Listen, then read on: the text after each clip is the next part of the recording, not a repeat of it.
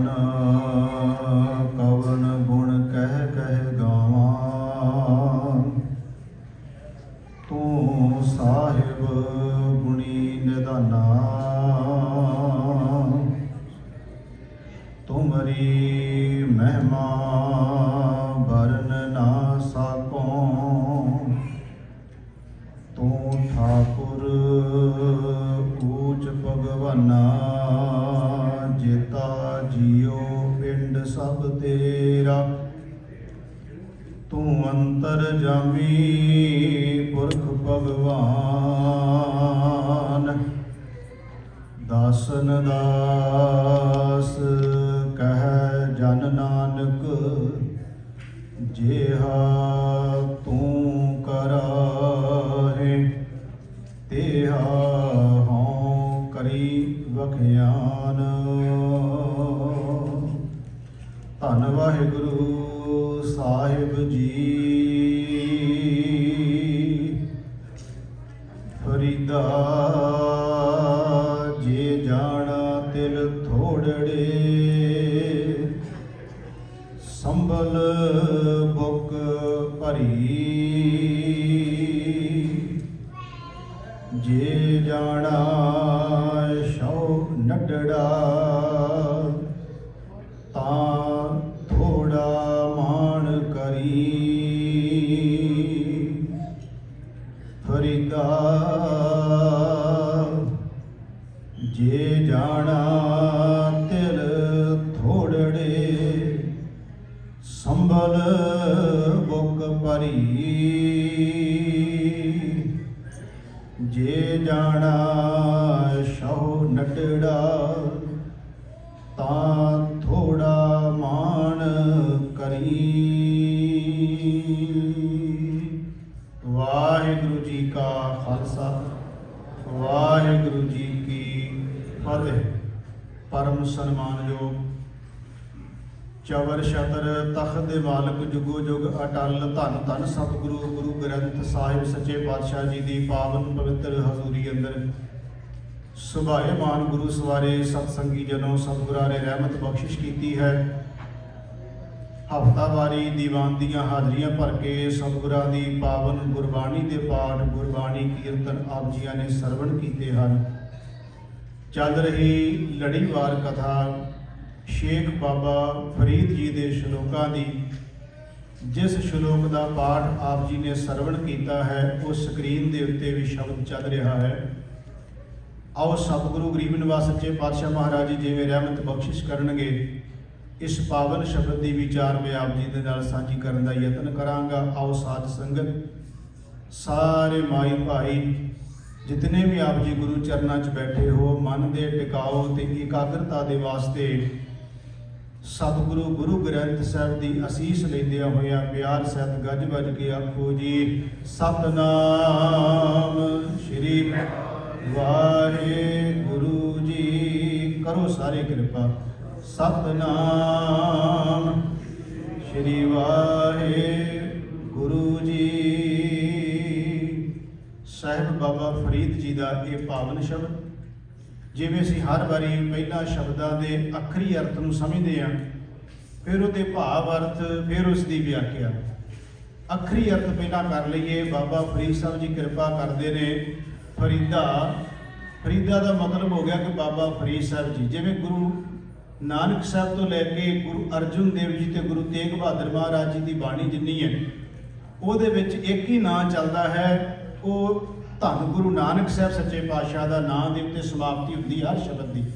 ਉਹਦਾ ਮਤਲਬ ਹੁੰਦਾ ਹੈ ਕਿ ਇਹ ਜਿਹੜਾ ਨਾਨਕ ਸ਼ਬਦ ਆਇਆ, ਜੇ ਗੁਰੂ ਅਰਜਨ ਦੇਵ ਜੀ ਦੀ ਬਾਣੀ ਵਿੱਚ ਆਇਆ, ਤੇ ਇਹ ਸ਼ਬਦ ਗੁਰੂ ਅਰਜਨ ਦੇਵ ਜੀ ਦਾ ਜੋਤ ਉਹੀ ਹੈ ਗੁਰੂ ਨਾਨਕ ਦੇਵ ਮਹਾਰਾਜ ਜੀ ਵਾਲੀ। ਉਹਨਾਂ ਦਾ ਨਾਮ ਹੁੰਦਾ ਹੈ, ਭਗਤ ਸਾਹਿਬਾਨਾਂ ਦੇ ਨਾਮ ਨੇ, ਭੱਟ ਸਾਹਿਬਾਨਾਂ ਦੇ ਨਾਮ, ਜਿਹੜੇ ਬਾਣੀ ਦੇ ਉਚਾਰਨ ਕਰਤਾ ਨੇ, ਉਹਨਾਂ ਦੇ ਨਾਮ ਹੁੰਦੇ ਆ। ਇਹਦੇ ਵਿੱਚ ਬਾਬਾ ਫਰੀਦ ਸਾਹਿਬ ਜੀ ਜੋ ਕਿਰਪਾ ਕਰ ਰਹੇ ਨੇ, ਫਰੀਦਾ ਜੇ ਜਾਣਾ, ਇੱਥੇ ਆਪਣੇ ਆਪ ਦੇ ਉੱਤੇ ਲੈ ਕੇ ਕਹਿ ਰਹੇ ਨੇ, ਫਰੀਦਾ ਜੇ ਜਾਣਾ, ਜੇ ਮੈਂ ਇਸ ਗੱਲ ਨੂੰ ਚੰਗੀ ਤਰ੍ਹਾਂ ਜਾਣਦਾ ਹੁੰਦਾ। ਕਿਹੜੀ ਗੱਲ ਨੂੰ? ਤਿਲ ਥੋੜੜੇ। ਜੇ ਮੈਨੂੰ ਇਸ ਗੱਲ ਦਾ ਪਤਾ ਹੁੰਦਾ ਵੀ ਤਿਲ ਬਹੁਤ ਥੋੜੇ ਨੇ, ਤੇ ਮੈਂ ਉਹਨਾਂ ਤਿਲਾਂ ਦੇ ਬੁੱਕ ਨਾ ਭਰਦਾ। ਆਪਾਂ ਇਹਦੀ ਮੁੜ ਕੇ ਵਿਆਖਿਆ ਕਰਾਂਗੇ ਕੀ ਨੇ ਤਿਲ। ਪਹਿਲਾਂ ਅੱਖਰੀ ਅਰਥ ਨੇ।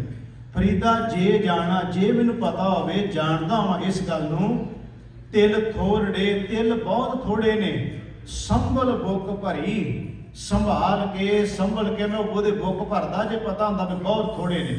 ਫਰੀਦਾ ਜੇ ਜਾਣਾ ਤਿਲ ਥੋੜੜੇ, ਸੰਭਲ ਬੁੱਕ ਭਰੀ, ਜੇ ਜਾਣਾ ਸ਼ੌ ਨੱਢੜਾ ਤਾਂ ਥੋੜਾ ਮਾਨ ਕਰੀ। ਸ਼ੌ ਮੈਨੇ ਹੋ ਗਿਆ ਪਤੀ, ਨੱਢੜਾ ਕਹਿੰਦੇ ਨੇ ਨਿੱਕਾ ਜਿਹਾ। ਪਹਿਲਾਂ ਅਸੀਂ ਅੱਖਰੀ ਅਰਥ ਕਰ ਰਹੇ ਹਾਂ। ਸ਼ੌ ਮੈਨੇ ਪਤੀ, ਨੱਢੜਾ ਮੈਨੇ ਨਿੱਕਾ ਜਿਹਾ। ਜੇ ਜਾਣਾ ਸ਼ੌ ਨੱਢੜਾ ਤਾਂ ਥੋੜਾ ਮਾਨ ਕਰੀ। ਜੇ ਮੈਨੂੰ ਪਤਾ ਹੋਵੇ ਮੇਰਾ ਸਾਈਂ, ਮੇਰਾ ਮਾਲਕ ਬਹੁਤ ਛੋਟਾ ਜਿਹਾ ਹੈ। ਛੋਟਾ ਨਹੀਂ, ਉਹਦੀ ਵਿਆਖਿਆ ਕਰਾਂਗੇ ਵੀ ਕੀ ਇੱਥੇ ਕਹਿ ਰਹੇ ਬਾਬਾ ਫਰੀਦ ਸਾਹਿਬ, ਪਰ ਮੈਂ ਅੱਖਰੀ ਅਰਥ ਕਰ ਰਿਹਾ। ਜੇ ਮੈਨੂੰ ਪਤਾ ਹੋਵੇ ਮੇਰਾ ਨੱਢੜਾ, ਮੇਰਾ ਖਸਮ ਬਹੁਤ ਛੋਟਾ, ਬਹੁਤ ਨਿੱਕਾ ਜਿਹਾ ਹੈ, ਤਾਂ ਥੋੜਾ ਮਾਨ ਕਰੀ, ਮੈਂ ਮਾਨ ਨਾ ਕਰਦਾ, ਅਹੰਕਾਰ ਨਾ ਕਰਦਾ। ਇਹ ਅੱਖਰੀ ਅਰਥ ਹੋ ਗਏ। ਹੁਣ ਇਹਦੇ ਭਾਵ ਅਰਥ ਲੈ ਲਈਏ, ਫਿਰ ਦੀ ਵਿਆਖਿਆ 'ਚ ਜੁੜਾਂਗੇ। ਤਿਲਾਂ ਦੇ ਅਸੀਂ ਭਾਵ ਅਰਥ ਲੈਣੇ ਆ ਸਵਾਸ, ਕਿਉਂਕਿ ਭਾਵ ਅਰਥ ਸਮਝਾਂਗੇ ਨਾ ਹੁਣ ਅਸੀਂ ਉਹਦੇ। ਤਿਲਾਂ ਦੇ ਅਰਥ ਭਾਵ ਅਰਥ ਲਵਾਂਗੇ ਸਵਾਸ। ਨੱਢੜਾ ਸ਼ਬਦ ਜਿਹੜਾ ਆਇਆ ਇਹਦੇ ਅਰਥ ਭਾਵ ਅਰਥ ਲਵਾਂਗੇ ਭੋਲੇ ਸੁਭਾਅ ਵਾਲਾ। ਨੱਢੜਾ ਕਹਿੰਦੇ ਨੇ ਬੱਚੇ ਨੂੰ, ਛੋਟੇ ਨੂੰ, ਤੇ ਇੱਥੇ ਕਿਹਾ ਗਿਆ ਭੋਲੇ ਸੁਭਾਅ ਵਾਲਾ। ਉਹਦਾ ਸੁਭਾਅ ਬੜਾ ਭੋਲਾ ਹੈ। ਤੇ ਭੋਲੇ ਸੁਭਾਅ ਦੇ ਅਰਥ ਵੀ ਅਸੀਂ ਦੇਖਾਂਗੇ ਗੁਰੂ ਗ੍ਰੰਥ ਸਾਹਿਬ ਦੀ ਬਾਣੀ ਚੋਂ, ਕਿ ਭੋਲੇ ਦਾ ਮਤਲਬ ਇਹ ਨਹੀਂ ਕਿ ਬੇਸਮਝ ਹੈ, ਬੇਸਮਝ ਨਹੀਂ, ਉਹਦਾ ਸੁਭਾਅ ਬੜਾ ਭੋਲਾ ਹੈ। ਮੇਰੇ ਸਾਈਂ, ਮੇਰੇ ਮਾਲਕ ਦਾ ਮੈਂ ਮਾਨ ਕਾਦਾ ਕਰਦਾ ਹਾਂ। ਇਹ ਹੋ ਗਿਆ ਇਹਦੇ ਭਾਵ ਅਰਥ। ਹੁਣ ਇਸ ਦੀ ਵਿਆਖਿਆ। ਜਿਹੜਾ ਤਿਲ ਸ਼ਬਦ ਆਇਆ ਨਾ ਸਾਧ ਸੰਗਤ ਜੀ, ਬਾਬਾ ਫਰੀਦ ਸਾਹਿਬ ਜੀ ਲਹਿੰਦੇ ਪੰਜਾਬ ਦੀ ਬੋਲੀ ਬਹੁਤ ਜ਼ਿਆਦਾ ਆਪਣੇ ਸ਼ਬਦਾਂ 'ਚ ਵਰਤੋਂ ਕਰਦੇ ਆ। ਤੇ ਲਹਿੰਦੇ ਪੰਜਾਬ ਦੇ ਵਿੱਚ ਇੱਕ ਘਰਾਂ ਦੀ ਰਸਮ ਹੈ, ਹਿੰਦੂ ਘਰਾਂ ਦੀ ਰਸਮ। ਪਤਾ ਨਹੀਂ ਸਿੱਖ ਧਰਮ ਘਰਾਂ 'ਚ ਹੋਵੇ ਕਿ ਨਹੀਂ, ਪਰ ਉੱਥੇ ਜੋ ਲਿਖਿਆ ਇਹਦੀ ਵਿਆਖਿਆ ਸਾਹਿਬ ਪ੍ਰੋਫੈਸਰ ਸਾਹਿਬ ਸਿੰਘ ਗੁਣਾ ਨੇ, ਉਹ ਕਹਿੰਦੇ ਹਿੰਦੂ ਧਰਮ ਦੀ ਇੱਕ ਰਸਮ ਹੈ, ਇੱਕ ਉਹਨਾਂ ਦੇ ਵਿਆਹ ਦੀ ਇੱਕ ਰਸਮ ਹੈ। ਉਹ ਕਿਹੜੀ ਰਸਮ? ਜਿਸ ਵੇਲੇ ਲੜਕੀ ਵਿਆਹੀ ਆਉਂਦੀ ਹੈ ਸਹੁਰੇ ਘਰ ਵਿੱਚ, ਤੇ ਉੱਥੇ ਕੀ ਕੀਤਾ ਜਾਂਦਾ ਵੀ ਇੱਕ ਪਰਾਤ ਵਿੱਚ ਤਿਲ ਪਾਏ ਜਾਂਦੇ ਆ। ਖੁੱਲੇ ਬਰਤਨ, ਖੁੱਲੇ ਭਾਂਡੇ ਵਿੱਚ ਤਿਲ ਪਾ ਦਿੰਦੇ ਆ, ਤੇ ਜਿਹੜੀ ਨਵੀਂ ਆਈ ਲੜਕੀ ਹੈ ਉਹ ਬੁੱਕ ਭਰਦੀ, ਉਸ ਦੇ ਵਿੱਚੋਂ ਤਿਲਾਂ ਦੀ ਉਹ ਜਿਹੜੀ ਪਰਾਤ ਰੱਖੀ ਹੈ, ਬਰਤਨ ਰੱਖਿਆ, ਉਹਦੇ ਵਿੱਚੋਂ ਬੁੱਕ ਭਰਦੀ ਹੈ ਉਹ, ਤੇ ਆਪਣੇ ਪਤੀ ਦੇ ਹੱਥ ਵਿੱਚੋਂ ਤਿਲ ਪਾਉਂਦੀ ਹੈ। ਫਿਰ ਜਿਹੜਾ ਉਹਦਾ ਪਤੀ ਹੈ ਉਸੇ ਹੀ ਪਰਾਤ ਵਿੱਚੋਂ ਉਹ ਤਿਲਾਂ ਦੀ ਮੁੱਠ ਭਰਦਾ ਹੈ ਤੇ ਆਪਣੀ ਪਤਨੀ ਦੇ ਬੁੱਕ ਵਿੱਚ ਪਾ ਦਿੰਦਾ ਹੈ। ਇਸ ਤੋਂ ਬਾਅਦ ਇਹਨੂੰ ਕਹਿੰਦੇ ਨੇ ਤਿਲ ਭੱਲੇ, ਤਿਲ ਵੇਤਰੇ। ਇਹ ਵੀ ਲਿਖਿਆ ਉੱਥੇ ਵੀ ਇਹਦੀ ਰਸਮ ਦਾ ਨਾਂ ਹੈ ਤਿਲ ਵੇਤਰੇ, ਤਿਲ ਭੱਲੇ, ਇਸ ਰਸਮ ਦਾ ਨਾਂ ਹੈ। ਉਹ ਕਹਿੰਦੇ ਨੇ ਵੀ ਉਸ ਤੋਂ ਬਾਅਦ ਕੀ ਕਰਦੀ ਹੈ ਉਹ, ਕਿ ਪਤੀ ਪਤਨੀ ਦੇ ਆਪਸ ਵਿੱਚ ਤਿਲਾਂ ਦੀ ਖੇਡ ਖੇਡਣ ਤੋਂ ਬਾਅਦ ਫਿਰ ਦਰਾਣੀਆਂ ਜਠਾਣੀਆਂ ਤੇ ਜਿਹੜੇ ਪਰਿਵਾਰ ਦੇ ਉਸ ਘਰ ਦੇ ਮੈਂਬਰ ਜਿਹੜੇ ਖਾਸ ਕਰਕੇ ਨੇ, ਉਹਨਾਂ ਨਾਲ ਵੀ ਉਹ ਖੇਡ ਖੇਡੀ ਜਾਂਦੀ ਤਿਲ ਵੇਤਰੇ ਵਾਲੀ। ਹੁਣ ਇਹਦੇ ਅਰਥ ਕੀ ਕਰਦੇ ਨੇ? ਉਹ ਕਹਿੰਦੇ ਅਰਥ ਇਹਦਾ ਭਾਵ ਇਹ ਲਿਆ ਜਾਂਦਾ ਹੈ ਕਿ ਇਸ ਪਰਿਵਾਰ ਵਿੱਚ ਇਹ ਜਿਹੜੀ ਲੜਕੀ ਨਵੀਂ ਆਈ ਹੈ ਉਹਦਾ ਇਸ ਪਰਿਵਾਰ ਦੇ ਨਾਲ ਮਨ ਮਿਲ ਜਾਏ। ਤਿਲਾਂ ਦੀ ਇਸ ਖੇਡ ਖੇਡਣ ਦਾ ਮਤਲਬ ਇਹ ਹੈ ਉਹਦਾ ਮਨ ਮਿਲ ਜਾਏ। ਜਿਵੇਂ ਤਿਲ ਇੱਕ ਜਾਣੀ ਨੇ ਬੁੱਕ ਭਰੀ ਤੇ ਦੂਜੇ ਦੇ ਪਾ ਦਿੱਤਾ, ਉਹਨੇ ਬੁੱਕ ਭਰੀ ਉਹਦੇ ਪਾ ਦਿੱਤਾ।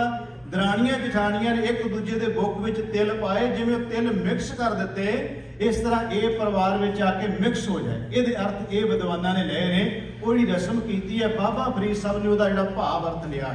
ਜਿਹੜੀ ਰਸਮ ਚੱਲਦੀ ਸੀ ਨਾ ਲਹਿੰਦੇ ਪੰਜਾਬ ਵਿੱਚ ਹਿੰਦੂ ਘਰਾਣਿਆਂ ਦੇ ਅੰਦਰ, ਬਾਬਾ ਫਰੀਦ ਸਾਹਿਬ ਉਹਦਾ ਜ਼ਿਕਰ ਕਰਦਿਆਂ ਹੋਇਆਂ ਕਹਿੰਦੇ ਨੇ ਕਿ ਜੇ ਮੈਨੂੰ ਪਤਾ ਹੁੰਦਾ, ਜਿਵੇਂ ਉਸ ਲੜਕੀ ਨੇ ਤਿਲਾਂ ਦੀ ਬੁੱਕ ਭਰ ਲਈ, ਬਾਬਾ ਫਰੀਦ ਸਾਹਿਬ ਜੀ ਕਹਿੰਦੇ ਜੇ ਮੈਨੂੰ ਪਤਾ ਹੁੰਦਾ ਮੇਰੇ ਸਰੀਰ ਰੂਪੀ ਭਾਂਡੇ ਵਿੱਚ ਪਰਮਾਤਮਾ ਅਕਾਲ ਪੁਰਖ ਵਾਹਿਗੁਰੂ ਨੇ ਬਹੁਤ ਥੋੜੇ ਤਿਲ ਪਾਏ ਨੇ, ਸਵਾਸ ਜਿਹੜੇ ਨੇ, ਜੇ ਮੈਨੂੰ ਪਤਾ ਹੁੰਦਾ ਬਹੁਤ ਥੋੜੇ ਪਾਏ, ਮੈਂ ਸੰਭਲ ਕੇ ਇਹਨਾਂ ਦੀ ਬੁੱਕ ਭਰਦਾ। ਹੁਣ ਸੰਭਲ ਕੇ ਬੁੱਕ ਭਰਨ ਦਾ ਕੀ ਭਾਵ ਹੋਇਆ?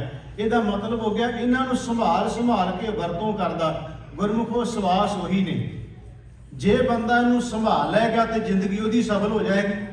ਜੇ ਵਿਅਰਥ ਗਵਾ ਕੇ ਚਲਿਆ ਜਾਏਗਾ, ਜਿੰਨੇ ਮਿਲਨੇ ਭੋਗਣੇ ਤੇ ਉਨੇ ਹੀ ਨੇ, ਨਾ ਵੱਧ ਭੋਗ ਸਕਦੇ ਆ ਨਾ ਘੱਟ ਭੋਗ ਸਕਦੇ ਆ।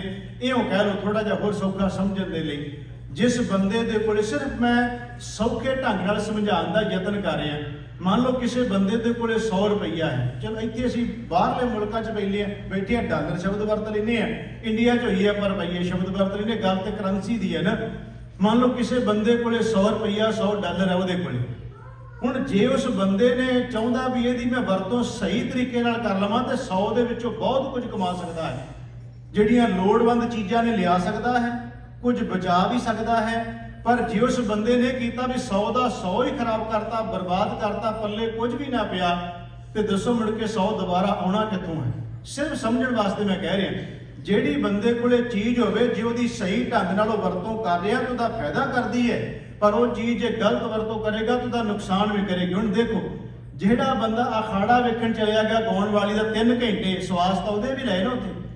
ਸਵਾਸ ਇਹ ਤਾਂ ਨਹੀਂ ਉੱਥੇ ਬੰਦ ਕਰਕੇ ਬਹਿ ਗਿਆ ਸਵਾਸ ਆਪਣੇ, ਸਵਾਸ ਤਾਂ ਉੱਥੇ ਵੀ ਲਏ ਉਹਨੇ, ਪਰ ਉਹ ਕਿਸੇ ਸਫਲ ਨਹੀਂ ਹੋਏ। ਇੱਥੇ ਬੰਦਾ 10 ਮਿੰਟ ਬਹਿ ਗਿਆ, 15 ਮਿੰਟ ਬਹਿ ਗਿਆ, ਘੰਟਾ ਬਹਿ ਗਿਆ, 2 ਘੰਟੇ ਬਹਿ ਗਿਆ, ਕਿਸੇ ਸੁਖਮਨੀ ਸਾਹਿਬ ਕਰ ਲਿਆ, ਕਿਸੇ ਜਪਜੀ ਸਾਹਿਬ ਕਰ ਲਿਆ, ਕਿਸੇ ਕੀਰਤਨ ਸੁਣ ਲਿਆ, ਕਿਸੇ ਪਾਠ ਸੁਣ ਲਿਆ। ਮੰਨ ਲਓ ਉਹ 2 ਘੰਟੇ ਬੈਠਾ, 3 ਘੰਟੇ ਬੈਠਾ, 4 ਘੰਟੇ ਵੀ ਬੈਠਾ ਹੈ, ਉਹ ਇਹ ਨਹੀਂ ਕਹਿ ਸਕਦਾ ਮੇਰੇ ਸਵਾਸ ਵਿਅਰਥ ਚਲੇ ਗਏ। ਅਸੀਂ ਇਹ ਤਾਂ ਨਹੀਂ ਕਹਿ ਸਕਦੇ ਵੀ ਸਵਾਰਥੀ ਵੀ ਵਿਅਰਥ ਹੀ ਚਲੇ ਗਏ ਜੀ, ਨਹੀਂ, ਵਿਅਰਥ ਨਹੀਂ ਗਏ, ਉਹ ਸਫਲ ਹੋ ਗਏ ਜਿਹੜੇ ਗੁਰੂ ਮਹਾਰਾਜ ਜੀ ਦੀ ਯਾਦ ਵਿੱਚ ਲੱਗ ਗਏ। ਉਹ ਸਵਾਸ ਵਿਅਰਥ ਜਾਂਦੇ ਆ ਜਿਹੜੇ ਸਵਾਸਾਂ ਦੇ ਰਾਹੀਂ ਅਸੀਂ ਭੁੱਲ ਜਾਂਦੇ ਆ ਨਿਰੰਕਾਰ ਪਰਮਾਤਮਾ ਅਕਾਲ ਪੁਰਖ ਨੂੰ। ਬੜੀਆਂ ਮੈਨੂੰ ਪਿਆਰੀਆਂ ਸਤਰਾਂ ਕਿਸੇ ਵਿਦਵਾਨ ਦੀਆਂ ਚੇਤੇ ਆ ਗਈਆਂ। ਉਹ ਕਹਿੰਦਾ 100 ਵਰਸ ਕਾ ਜੀਣਾ ਵੀ बेकार का जीना है। मान लो किसी बंदे की 100 साल उम्र हो जाए, वो कहता 100 साल का जीना भी बेकार का जीना है, 2 वर्ष का जिया होता कुछ करके जिया होता।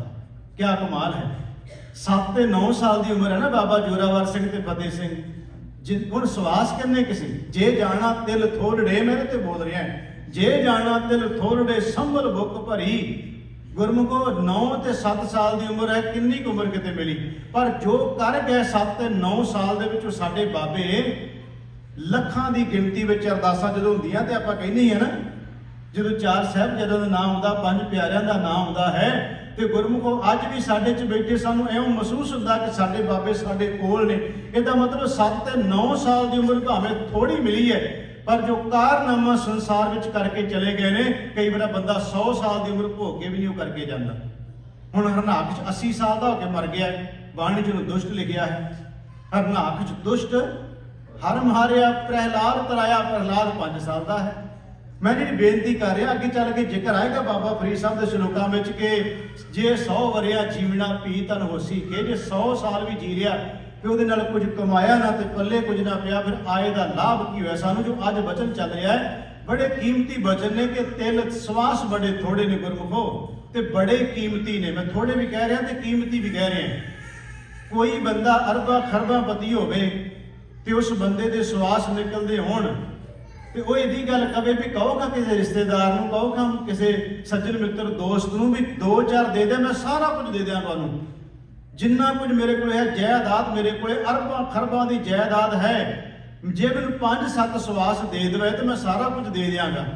ਤੁਸੀਂ ਦੱਸੋ ਵੀ ਦੇ ਸਕਦਾ ਕੋਈ ਬੰਦਾ? ਇੱਕ ਵੀ ਨਹੀਂ। 5-7 ਤਾਂ ਬੜੀ ਦੂਰ ਦੀ ਗੱਲ ਹੈ, ਇੱਕ ਵੀ ਨਹੀਂ। ਦੂਜੀ ਗੱਲ, ਅਸੀਂ ਮਰ ਕਦੋਂ ਰਹੇ ਹਾਂ? ਹਰ ਸਮੇਂ ਤੇ ਮਰ ਰਹੇ ਹਾਂ। ਜਿਹੜਾ ਸਵਾਸ ਸਾਡਾ ਬਾਹਰ ਚਲਿਆ ਜਾਂਦਾ ਉਹਦੀ ਮੌਤ ਹੋ ਜਾਂਦੀ ਹੈ, ਤੇ ਅੰਦਰ ਆਉਣ ਵਾਲੇ ਸਵਾਸ ਬਾਰੇ ਪਤਾ ਕੋਈ ਨਹੀਂ। ਬਾਣੀ ਚ ਮਾਰੇ ਕਹਿੰਦੇ ਹਮ ਆਦਮੀ ਹਾਂ ਇੱਕ ਦਮੀ, ਮੋਹਲਤ ਮੌਤ ਨਾ ਜਾਣਾ। ਅਸੀਂ ਇੱਕ ਦਮ ਦੇ ਆਦਮੀ ਆ ਗੁਰਮੁਖੋ। ਜਿਹੜਾ ਦਮ ਚੱਲ ਰਿਹਾ, ਮਹਾਰਾਜ ਗੁਰੂ ਨਾਨਕ ਦੇਵ ਸੱਚੇ ਪਾਤਸ਼ਾਹ ਕਹਿੰਦੇ, ਕਿਉਂਕਿ ਮੈਂ ਤਾਂ ਕਹਿ ਰਿਹਾ ਇਹ ਵਿਅਰਥ ਜਾ ਰਹੇ ਨੇ। ਇੱਕ ਪਿੰਡ ਦੇ ਵਿੱਚ ਅਖਾੜਾ ਲੱਗਾ ਸੀ, ਮੈਂ ਬੇਨਤੀ ਹੁਣ ਕਰਨ ਲੱਗਾ ਵੀ ਜਿਹੜੇ ਸੁਭਾਅ ਜਿਹਨਾਂ ਨੂੰ ਪਤਾ ਵੀ ਸੰਭਲ ਬੁੱਕ ਭਰੀ ਕੀ ਹੁੰਦਾ ਹੈ, ਅਖਾੜਾ ਲੱਗਾ ਸੀ ਤੇ ਨੌਜਵਾਨ ਬੜੇ ਮਸ਼ਰੇ ਸਨ। ਉਹਨਾਂ ਨੇ ਬਾਬੇ ਨੂੰ ਮਖੌਲ ਕੀਤਾ, ਕਹਿੰਦੇ ਬਾਬਾ ਰੋਜ਼ ਲੱਗਾ ਰਹਿਣਾ ਤੂੰ ਅੱਲਾ ਦਾ ਨਾਮ, ਖੁਦਾ ਦਾ ਨਾਮ, ਰਾਮ ਰਾਮ ਜਪਦਾ ਰਹਿਣਾ, ਹਰੀ ਹਰੀ ਜਪਦਾ ਰਹਿਣਾ। ਆ ਤੈਨੂੰ ਅੱਜ ਵਿਖਾਈਏ ਪਿੰਡ ਦੇ ਵਿੱਚ ਗਾਉਣ ਵਾਲੀ ਆਈ ਹੈ, ਅਖਾੜਾ ਲੱਗਾ, ਵੇਖ ਰੰਗ ਰਲੀਆਂ ਅੱਜ ਤੂੰ। ਉਸ ਬਾਬੇ ਨੇ ਕਿਹਾ ਮੈਂ ਜ਼ੋਰ ਤਾਂ ਬੜਾ ਲਾ ਰਿਹਾ ਇਹਨਾਂ ਨੂੰ ਵੀ ਤੁਸੀਂ ਵੀ ਇਹ ਕੰਮ ਛੱਡੋ, ਪਰ ਇਹ ਆਖੇ ਕਿੱਥੇ ਲੱਗਦੇ ਆ।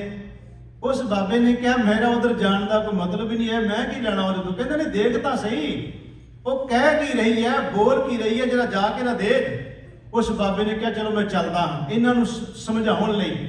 ਬਾਬਾ ਚਲਿਆ ਗਿਆ, ਉਹਨੇ ਜਾ ਕੇ ਦੇਖਿਆ ਲੋਕ ਬੜੇ ਇਕੱਠੇ ਹੋਏ ਨੇ। ਤੇ ਗੁਰਮੁਖ ਮੇਰੀ ਬੇਨਤੀ ਸਮਝੋ, ਕੁਝ ਗੱਲਾਂ ਹੁੰਦੀਆਂ ਮੈਂ ਤਾਂ ਕਰਕੇ ਕਰਦਾ ਹੁੰਨਾ ਕਿ ਜੇ ਕਿਤੇ ਕਿਸੇ ਨੂੰ ਥੋੜਾ ਬਹੁਤਾ ਵੀ ਇਹਨਾਂ ਗੱਲਾਂ ਨੂੰ ਸੁਣ ਕੇ ਸਾਡੇ ਮਨ ਦੇ ਵਿੱਚ ਕਿਤੇ ਬਦਲਾਅ ਆ ਜਾਏ ਤੇ ਚਲੋ ਸਾਡੀ ਕਥਾ ਕਰਨੀ ਸਫਲ ਹੋ ਜਾਏ। ਮੰਨ ਲਓ ਕੋਈ ਗਾਉਣ ਵਾਲੀ ਲੱਗੀ ਆ, ਅਖਾੜਾ ਲੱਗਾ ਤੇ ਬੰਦੇ ਐਉਂ ਪੈਸੇ ਮੀਂਹ ਵਾਂਗੂ ਭਰਾਉਂਦੇ ਆ, ਸੁੱਟਦੇ ਉੱਤੋਂ ਦੀ। ਸ਼ਰਾਬਾਂ ਦੇ ਪੈਗ ਲਾਏ ਹੁੰਦੇ ਆ। ਜੇ ਇੱਥੇ ਮੁਲਕਾਂ 'ਚ ਹੋਵੇ ਤਾਂ ਡਾਲਰ ਸੁੱਟਦੇ, ਇੰਡੀਆ ਹੋਵੇ ਤਾਂ ਰੁਪਈਏ ਸੁੱਟਦੇ ਆ। ਕਿਹਨੂੰ ਸੁੱਟ ਕੇ ਵਿਖਾਉਣੇ ਅਸੀਂ? ਉਹ ਉੱਤੋਂ ਦੀ ਸੁੱਟ ਕੇ ਉਹ ਪੈਸੇ ਰੋੜ ਲਏ ਹੁੰਦੇ ਆ। ਇਹਦਾ ਮਤਲਬ ਉਹਨਾਂ ਨੂੰ ਵੀ ਇਹਨਾਂ ਮੈਂ ਉਹ ਚਲੋ ਬਾਹਰੀ ਤੌਰ ਤੇ ਕਹਿ ਰਿਹਾ ਵੀ ਉਹਨਾਂ ਨੂੰ ਵੀ ਇਹਦੀ ਕਦਰ ਨਹੀਂ ਪਾਈ, ਉਹਨਾਂ ਨੇ ਨਾ ਪਾਈ। ਮੈਂ ਜਿਹੜੀ ਬੇਨਤੀ ਕਰਨ ਲੱਗਿਆ ਕਿ ਉਸ ਬਾਬੇ ਨੇ ਵੇਖਿਆ ਲੋਕ ਹੀ ਕਰਦੇ ਪਏ ਨੇ, ਆਪਣੇ ਜੇਬ ਚੋਂ ਕੱਢਦੇ ਨੇ ਪੈਸੇ, ਉੱਤੋਂ ਦੀ ਸੁੱਟੀ ਜਾਂਦੇ ਨੇ। ਬਾਬਾ ਵੇਖਦਾ ਪਿਆ ਉਹਨਾਂ ਵੱਲੇ, ਕਹਿੰਦੇ ਦੇਖ ਬਾਬਾ ਨਜ਼ਾਰਾ। ਉਹਨੇ ਕਿਹਾ ਮੈਂ ਤਾਂ ਦੇਖ ਲਿਆ ਨਜ਼ਾਰਾ ਜਿਹੜਾ ਤੁਸੀਂ ਵੇਖਦੇ ਪਏ ਹੋ ਨਾ, ਮੈਨੂੰ ਜੋ ਸਮਝ ਆਈ ਕਿ ਤੁਹਾਨੂੰ ਵੀ ਸਮਝ ਆ ਜਾਏ। ਬਾਬੇ ਨੂੰ ਕਿਹਾ ਤੈਨੂੰ ਸਮਝ ਕੀ ਆਈ? ਉਹਦੇ ਫਿਰ ਜਿਹੜੇ ਬੋਲ ਸੀ ਬਾਬੇ ਦੇ, ਉਸ ਕਵੀ ਬਾਬੇ ਦੇ ਬੋਲ ਜਿਹੜੇ ਨੇ ਉਹ ਬੜੇ ਪਿਆਰੇ ਨੇ। ਉਹ ਲਿਖਦਾ ਹੈ ਇਸ ਸਾਰੇ ਦ੍ਰਿਸ਼ ਨੂੰ ਵੇਖ ਕੇ, ਉਹ ਕਹਿੰਦਾ ਜੋ ਮੈਨੂੰ ਸਮਝ ਆਈ ਉਹ ਇਹ ਆਈ ਹੈ ਕਿ ਸ਼ੁਭ ਕਾਜ ਕੋ ਛੋੜ ਆਕਾਜ ਕਰੇ ਕਛ ਲਾਜ ਨ ਆਵਤ ਇਨ ਕੋ। ਇਹ ਉਹ ਕਵੀ ਬਾਬਾ ਸੀ, ਉਹਨੇ ਕਵਿਤਾ ਰਚ ਦਿੱਤੀ। ਉਹ ਕਹਿੰਦਾ ਸ਼ੁਭ ਕਾਜ ਕੋ ਛੋੜ ਆਕਾਜ ਕਰੇ ਕਛ ਲਾਜ ਨ ਆਵਤ ਇਨ ਕੋ। ਇਹਦਾ ਮਤਲਬ ਚੰਗਾ ਕੰਮ, ਸ਼ੁਭ ਕੰਮ ਛੱਡ ਕੇ ਆਕਾਜ ਕਰ ਰਿਹਾ, ਜਿਹੜਾ ਕਰਨ ਯੋਗ ਨਹੀਂ ਹੈ ਉਹ ਕਰ ਰਿਹਾ ਹੈ। ਸ਼ੁਭ ਕਾਜ ਕੋ ਛੋੜ ਆਕਾਜ ਕਰੇ ਕਛ ਲਾਜ ਨ ਆਵਤ ਇਨ ਕੋ। ਇੱਕ ਰਾਂਡ ਬੁਲਾਏ ਨਚਾਵਤ ਹੈ ਗ੍ਰਹਿ ਕਾ ਧਨ ਸਭ ਲੁਟਾਵਨ ਕੋ। ਮਰਦਾਂਗ ਤਿਨੇ ਧ੍ਰਿਗ ਧ੍ਰਿਗ ਕਹੇ ਸਤਾਰ ਕਹੇ ਕਿਨ ਕੋ ਬਾਹਾਂ ਉਲਾਰ ਅਨਾਰ ਕਹੇ ਇਨ ਕੋ। ਇਹਦੇ ਮਤਲਬ ਇਹ ਬਣ ਗਿਆ, ਉਹ ਕਹਿੰਦਾ ਤੁਸੀਂ ਇੱਕ ਨਾਚੀ ਲਿਆਂਦੀ ਨਚਾਉਣ ਵਾਸਤੇ, ਤੁਸੀਂ ਆਪਣਾ ਸਾਰਾ ਧਨ ਉਧਰ ਲਟਾ ਰਹੇ ਹੋ ਤੇ ਕਹਿਣ ਲੱਗਾ ਚੰਗਾ ਕਾਜ ਛੱਡ ਕੇ ਆਕਾਜ ਕਰ ਰਹੇ ਹੋ। ਤੇ ਜਿਹੜੇ ਇਹਦੇ ਸਾਜ਼ ਵੱਜਦੇ ਨੇ, ਵੇਖੋ ਸਾਜ਼ ਤਾਂ ਇੱਥੇ ਵੱਜਦੇ ਪਰ ਤਰਕਾਰ ਨਹੀਂ ਪਾਉਂਦੇ ਇਹ ਸਾਜ਼। ਮੈਂ ਇਹਦਾ ਜ਼ਿਕਰ ਵੀ ਕਰਾਂਗਾ, ਗੁਰੂ ਰਾਮਦਾਸ ਦਾ ਇੱਕ ਸ਼ਬਦ ਮੈਂ ਸਾਂਝਾ ਕਰਨਾ ਤੁਹਾਡੇ ਨਾਲ, ਉਹਦੇ ਵਿੱਚ ਮਹਾਰਾਜ ਨੇ ਸਾਜ਼ਾਂ ਦਾ ਜ਼ਿਕਰ ਕੀਤਾ। ਮੈਂ ਜਿਹੜੀ ਬੇਨਤੀ ਕਰਨ ਲੱਗਿਆ, ਉਹਨੇ ਕਿਹਾ ਜਿਹੜੇ ਇੱਥੇ ਸਾਜ਼ ਵੱਜਦੇ ਪਏ ਨੇ ਉਹ ਕੀ ਕਹਿ ਰਹੇ ਨੇ, ਬਾਬੇ ਦੇ ਬੋਲ ਨੇ। ਉਹ ਕਹਿੰਦਾ ਕਿ ਮ੍ਰਿਗ ਤਿਨੇ ਧ੍ਰਿਗ ਧ੍ਰਿਗ ਕਹੇ, ਕਿਉਂਕਿ ਜਿੱਥੇ ਤੁਸੀਂ ਬੈਠੇ ਹੋ ਉਹਨਾਂ ਲੋਕਾਂ ਨੂੰ ਕਹਿ ਰਿਹਾ ਜੋ ਤੁਸੀਂ ਦੇਖਦੇ ਪਏ ਹੋ ਇੱਥੇ ਤਾਂ ਤਰਕਾਰ ਪਾ ਰਹੇ ਨੇ ਸਾਜ਼।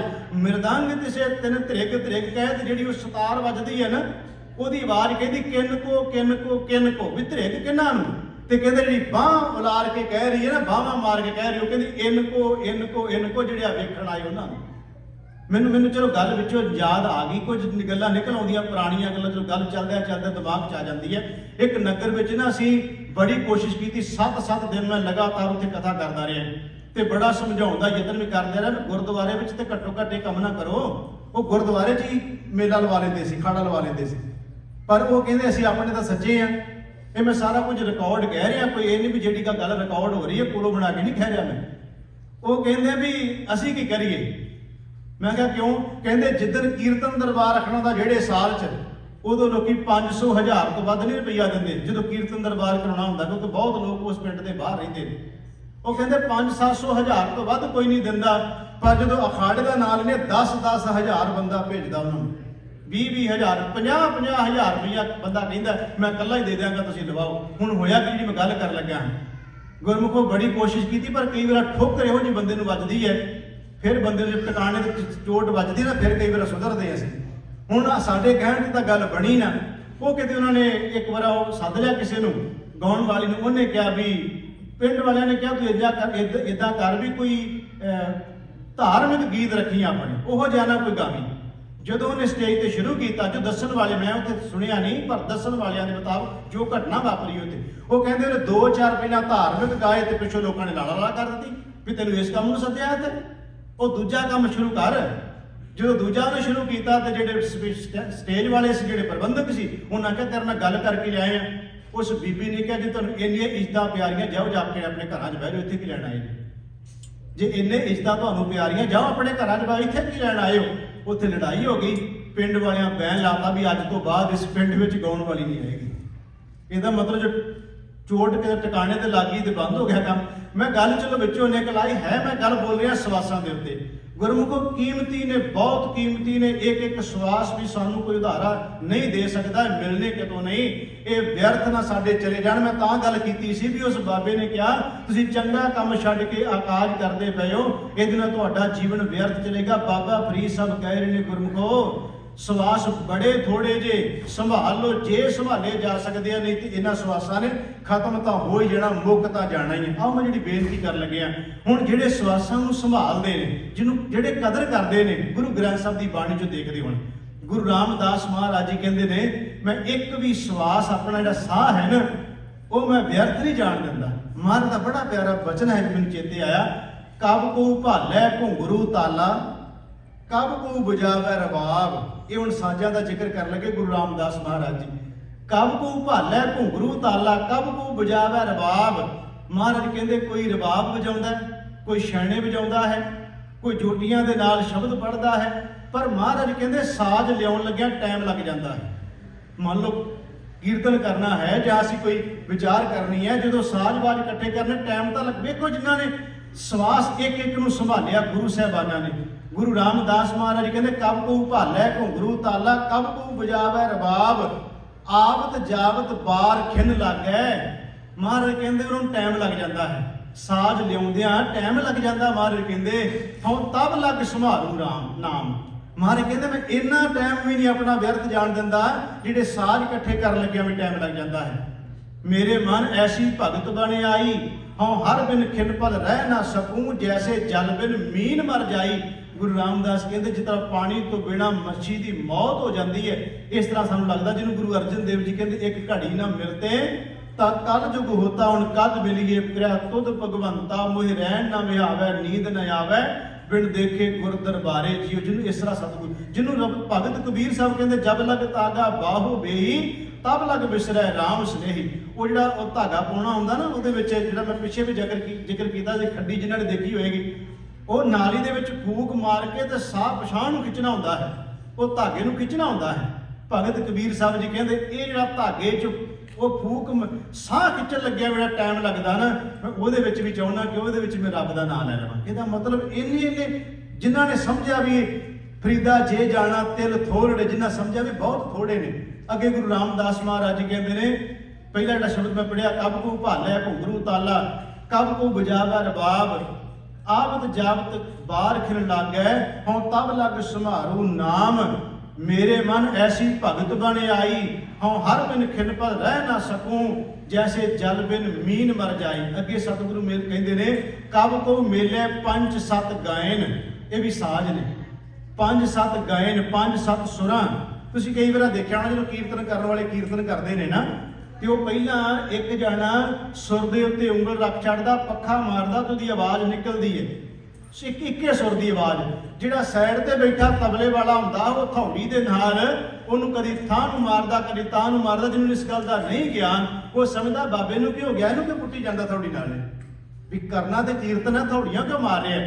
ਉਹ ਜਿਹੜਾ ਸੁਰ ਵਾਲਾ ਤੇ ਜਿਹੜਾ ਤਬਲੇ ਵਾਲਾ ਆਪਸ ਵਿੱਚ ਤਾਲਮੇਲ ਕਰ ਰਹੇ ਨੇ, ਉਹਨੂੰ ਉੱਚਾ ਕਰਨਾ, ਨੀਵਾਂ ਕਰਨਾ, ਜੇ ਉੱਚਾ ਗਾਉਣਾ ਉਸ ਹਿਸਾਬ ਨਾਲ ਕਰਨਾ, ਜੇ ਨੀਵਾਂ ਕਰਨਾ ਉਸ ਹਿਸਾਬ ਨਾਲ ਗਾਉਣਾ। ਵੇਖੋ ਗੁਰੂ ਰਾਮਦਾਸ ਮਹਾਰਾਜ ਜੀ ਦੇ ਬਚਨ, ਮਹਾਰਾਜ ਕਹਿੰਦੇ ਕਬ ਕੋ ਮੇਲੇ ਪੰਜ ਸੱਤ ਗਾਇਨ, ਕਬ ਕੋ ਰਾਗ ਧੁਨ ਉਠਾਵੇ।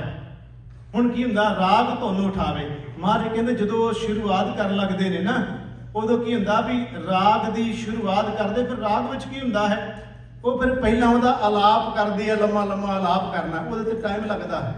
ਗੁਰੂ ਰਾਮਦਾਸ ਵੇਖੋ ਜਿਨ੍ਹਾਂ ਨੇ ਕਿਹਾ ਕਿ ਫਰੀਦਾ ਜੇ ਜਾਣਾ ਤਿਲ ਥੋੜੜੇ ਸੰਭਲ ਬੁੱਕ ਭਰੀ, ਗੁਰੂ ਰਾਮਦਾਸ ਮਹਾਰਾਜ ਜੀ ਕਹਿੰਦੇ ਮੈਂ ਇੰਨੇ ਸਮੇਂ ਵਿੱਚ ਵੀ ਪਰਮਾਤਮਾ ਨੂੰ ਨਹੀਂ ਭੁਲਾਉਣਾ ਚਾਹੁੰਦਾ। ਕਬ ਕੋ ਮੇਲੇ ਪੰਜ ਸੱਤ ਗਾਇਨ, ਕਬ ਕੋ ਰਾਗ ਧੁਨ ਉਠਾਵੇ, ਮੇਲਤ ਚੁਨਤ ਖਿਨ ਪਲ ਚਸਾ ਲਾਗੈ। ਮਹਾਰਾਜ ਕਹਿੰਦੇ ਟਾਈਮ ਲੱਗਦਾ ਉਹਦੇ ਵਿੱਚ ਵੀ, ਉਹਨਾਂ ਸਾਜ਼ ਨੂੰ ਸੈੱਟ ਕਰਨ ਦੇ ਵਿੱਚ ਟਾਈਮ ਲੱਗਦਾ। ਤਬ ਲਗ ਮੇਰਾ ਮਨ ਰਾਮ ਨਾਮ ਗੁਣ ਗਾਵੇ। ਇਹਦਾ ਮਤਲਬ ਹੋ ਗਿਆ ਜਦੋਂ ਮੈਂ ਸ਼ਬਦ ਪੜਿਆ, ਮੈਂ ਕਿਹਾ ਵੇਖੋ ਮਹਾਰਾਜ ਨੇ ਕਿੰਨੀ ਕਿਰਪਾ ਕੀਤੀ ਵੀ ਸਾਨੂੰ ਸਮਝਾਇਆ, ਭਾਈ ਇਹਨਾਂ ਸਵਾਸਾਂ ਨੂੰ ਵਿਅਰਥ ਨਾ ਜਾਣ ਦੇ ਤੂੰ। ਇੱਕ ਵਾਰ ਜਿਹੜਾ ਚਲਿਆ ਗਿਆ ਸਵਾਸ ਉਹਨੇ ਵਾਪਸ ਤਾਂ ਆਉਣਾ ਨਹੀਂ। ਇੱਕ ਮੈਂ ਥੋੜੀ ਜੀ ਸਾਖੀ ਇੱਕ ਸਾਂਝੀ ਕਰਨੀ ਚਾਹੁੰਦਾ, ਉਹ ਹੈ ਜਨਮ ਸਾਖੀ ਵਿੱਚ ਗੁਰੂ ਨਾਨਕ ਸਾਹਿਬ ਦੀ ਜਨਮ ਸਾਖੀ। ਇਹ ਬੜੀ ਪਿਆਰੀ ਸਿੱਖਿਆ ਦੇਗੀ ਵੈਸੇ ਜਿਹੜੀ ਸਾਖੀ ਹੈ ਨਾ, ਜੇ ਜਾਣਾ ਤੇ ਥੋੜੇ ਸੰਭਲ ਬੁੱਕ ਭਰੀ। ਇਹ ਸਾਖੀ ਜਿਹੜੀ ਹੈ ਇਹ ਬਹੁਤ ਪ੍ਰਚਲਿਤ ਸਾਖੀ ਹੈ, ਆਮ ਤੌਰ ਤੇ ਬੜੀ ਸੁਣਾਈ ਜਾਂਦੀ ਹੈ ਕਿ ਸੰਗਤ ਦੀ ਮਹਾਨਤਾ ਉੱਤੇ ਆਖਰ ਬਹੁਤ ਵਿਦਵਾਨ ਨੂੰ ਸੁਣਾਉਂਦੇ ਨੇ।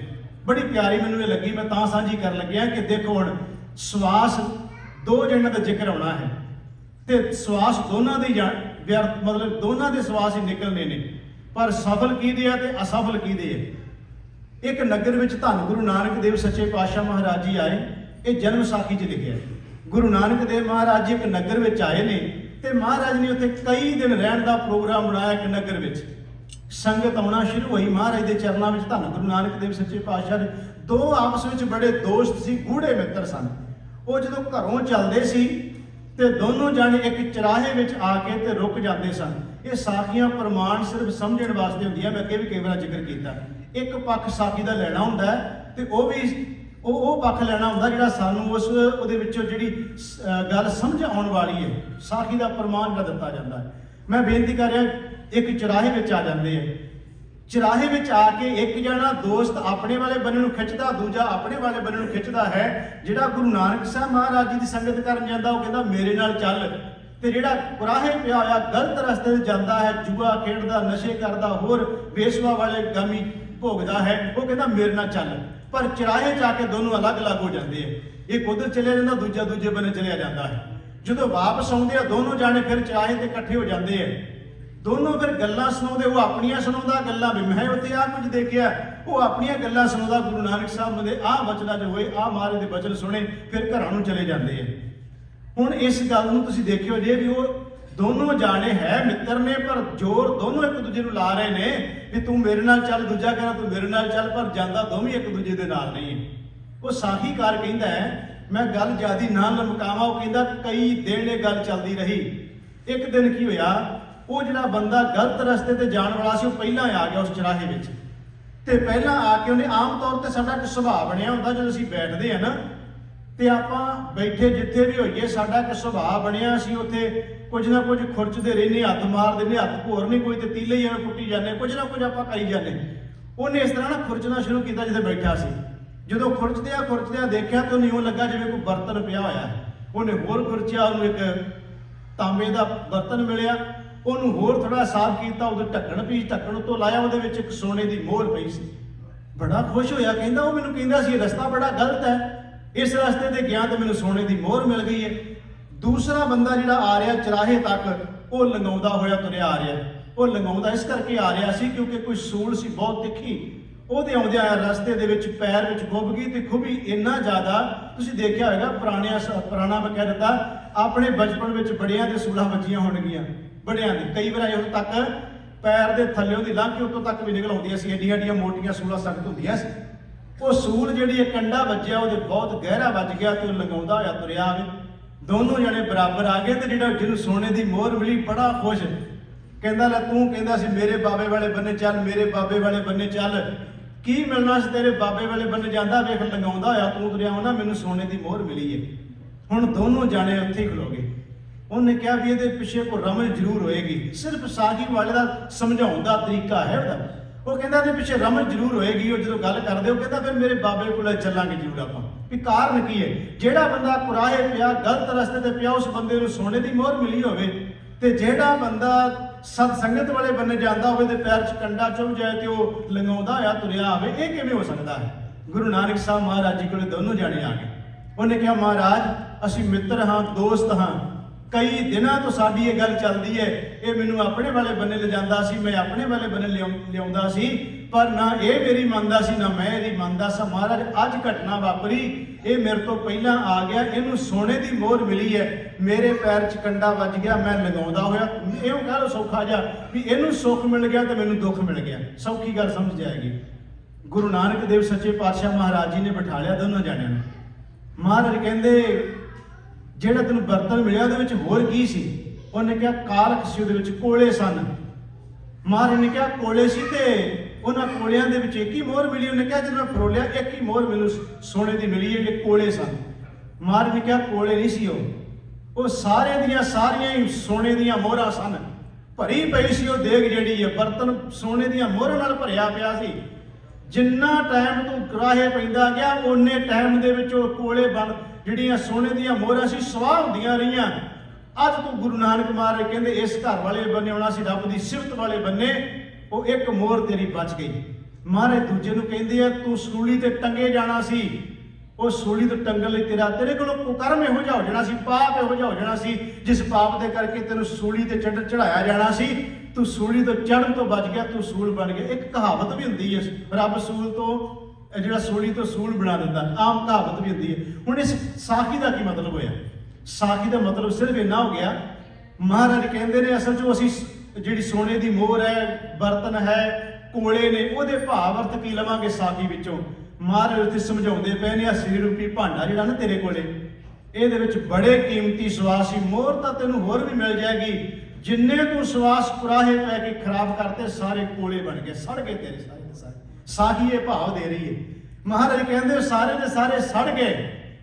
ਅੱਜ ਇਸ ਬੰਨੇ ਆਉਣਾ ਸੀ, ਇੱਕ ਸਵਾਸ ਤੂੰ ਆਪਣਾ ਇਸ ਘਰ ਵਾਲੇ ਬਣੇ ਆਉਣ ਕਰਕੇ ਜਿਹੜਾ ਗੁਰੂ गुरु नानक महाराज कहते सत संगत वाले बने है, ये तू अपना सफल कर लिया, सोने की मोहर ये है। सिर्फ समझण वास्ते एक साखी ये सी कि गुरमुखो सवास तो दोनों दे गए ना, कुराहे पैण वाले ने भी वरते ते दूजे ने भी वरते, एक दे सफल हुंदे गए, एक दे सारे सवास सड़ गए। तां बाबा फरीद साहब जी कह रहे ने, फरीदा जे जाना तिल थोड़े संभल बुक भरी, जे जाना शौ डडा तां थोड़ा मान करी। बाबा फरीद साहब जी कहते इन्होंने संभालीए असीं, जिन्होंने भगत कबीर साहब जी कहते प्यारिओ, जे पता आवे तिल बहुत थोड़े ने तो संभल संभल के चलीए, तो याद रखियो इन्हू संभालिया किवें जा सकता है। भगत कबीर साहब जी कहते ने, कबीर मारी मरूं कुसंग की, आ है हुण संभालना सी जदों इन्हां सवासां नूं। कबीर मारी मरूं कुसंग की, केले निकट जो बेर, ओ झूले ओ चीरिए, साकत संग न हेर। भगत कबीर साहब जी कहते हो गुरमुखो, साकत बंदे नाल तुर पाओगे तो जिंदगी तबाह करके तुहाडी रख देगा। किवें करेगा? जिवें केले दे लागे बेरी उग पवे, वो तो बड़ी झूमदी है ना बेरी, जो हवा आउंदी है, वो केला कहंदा तेरा झूमना मेरे वास्ते इन्ना खतरनाक है, तो मैनूं चीर के रख दिता है। साकत बंदा वो दूजे की जिंदगी भी बर्बाद करके रख देगा।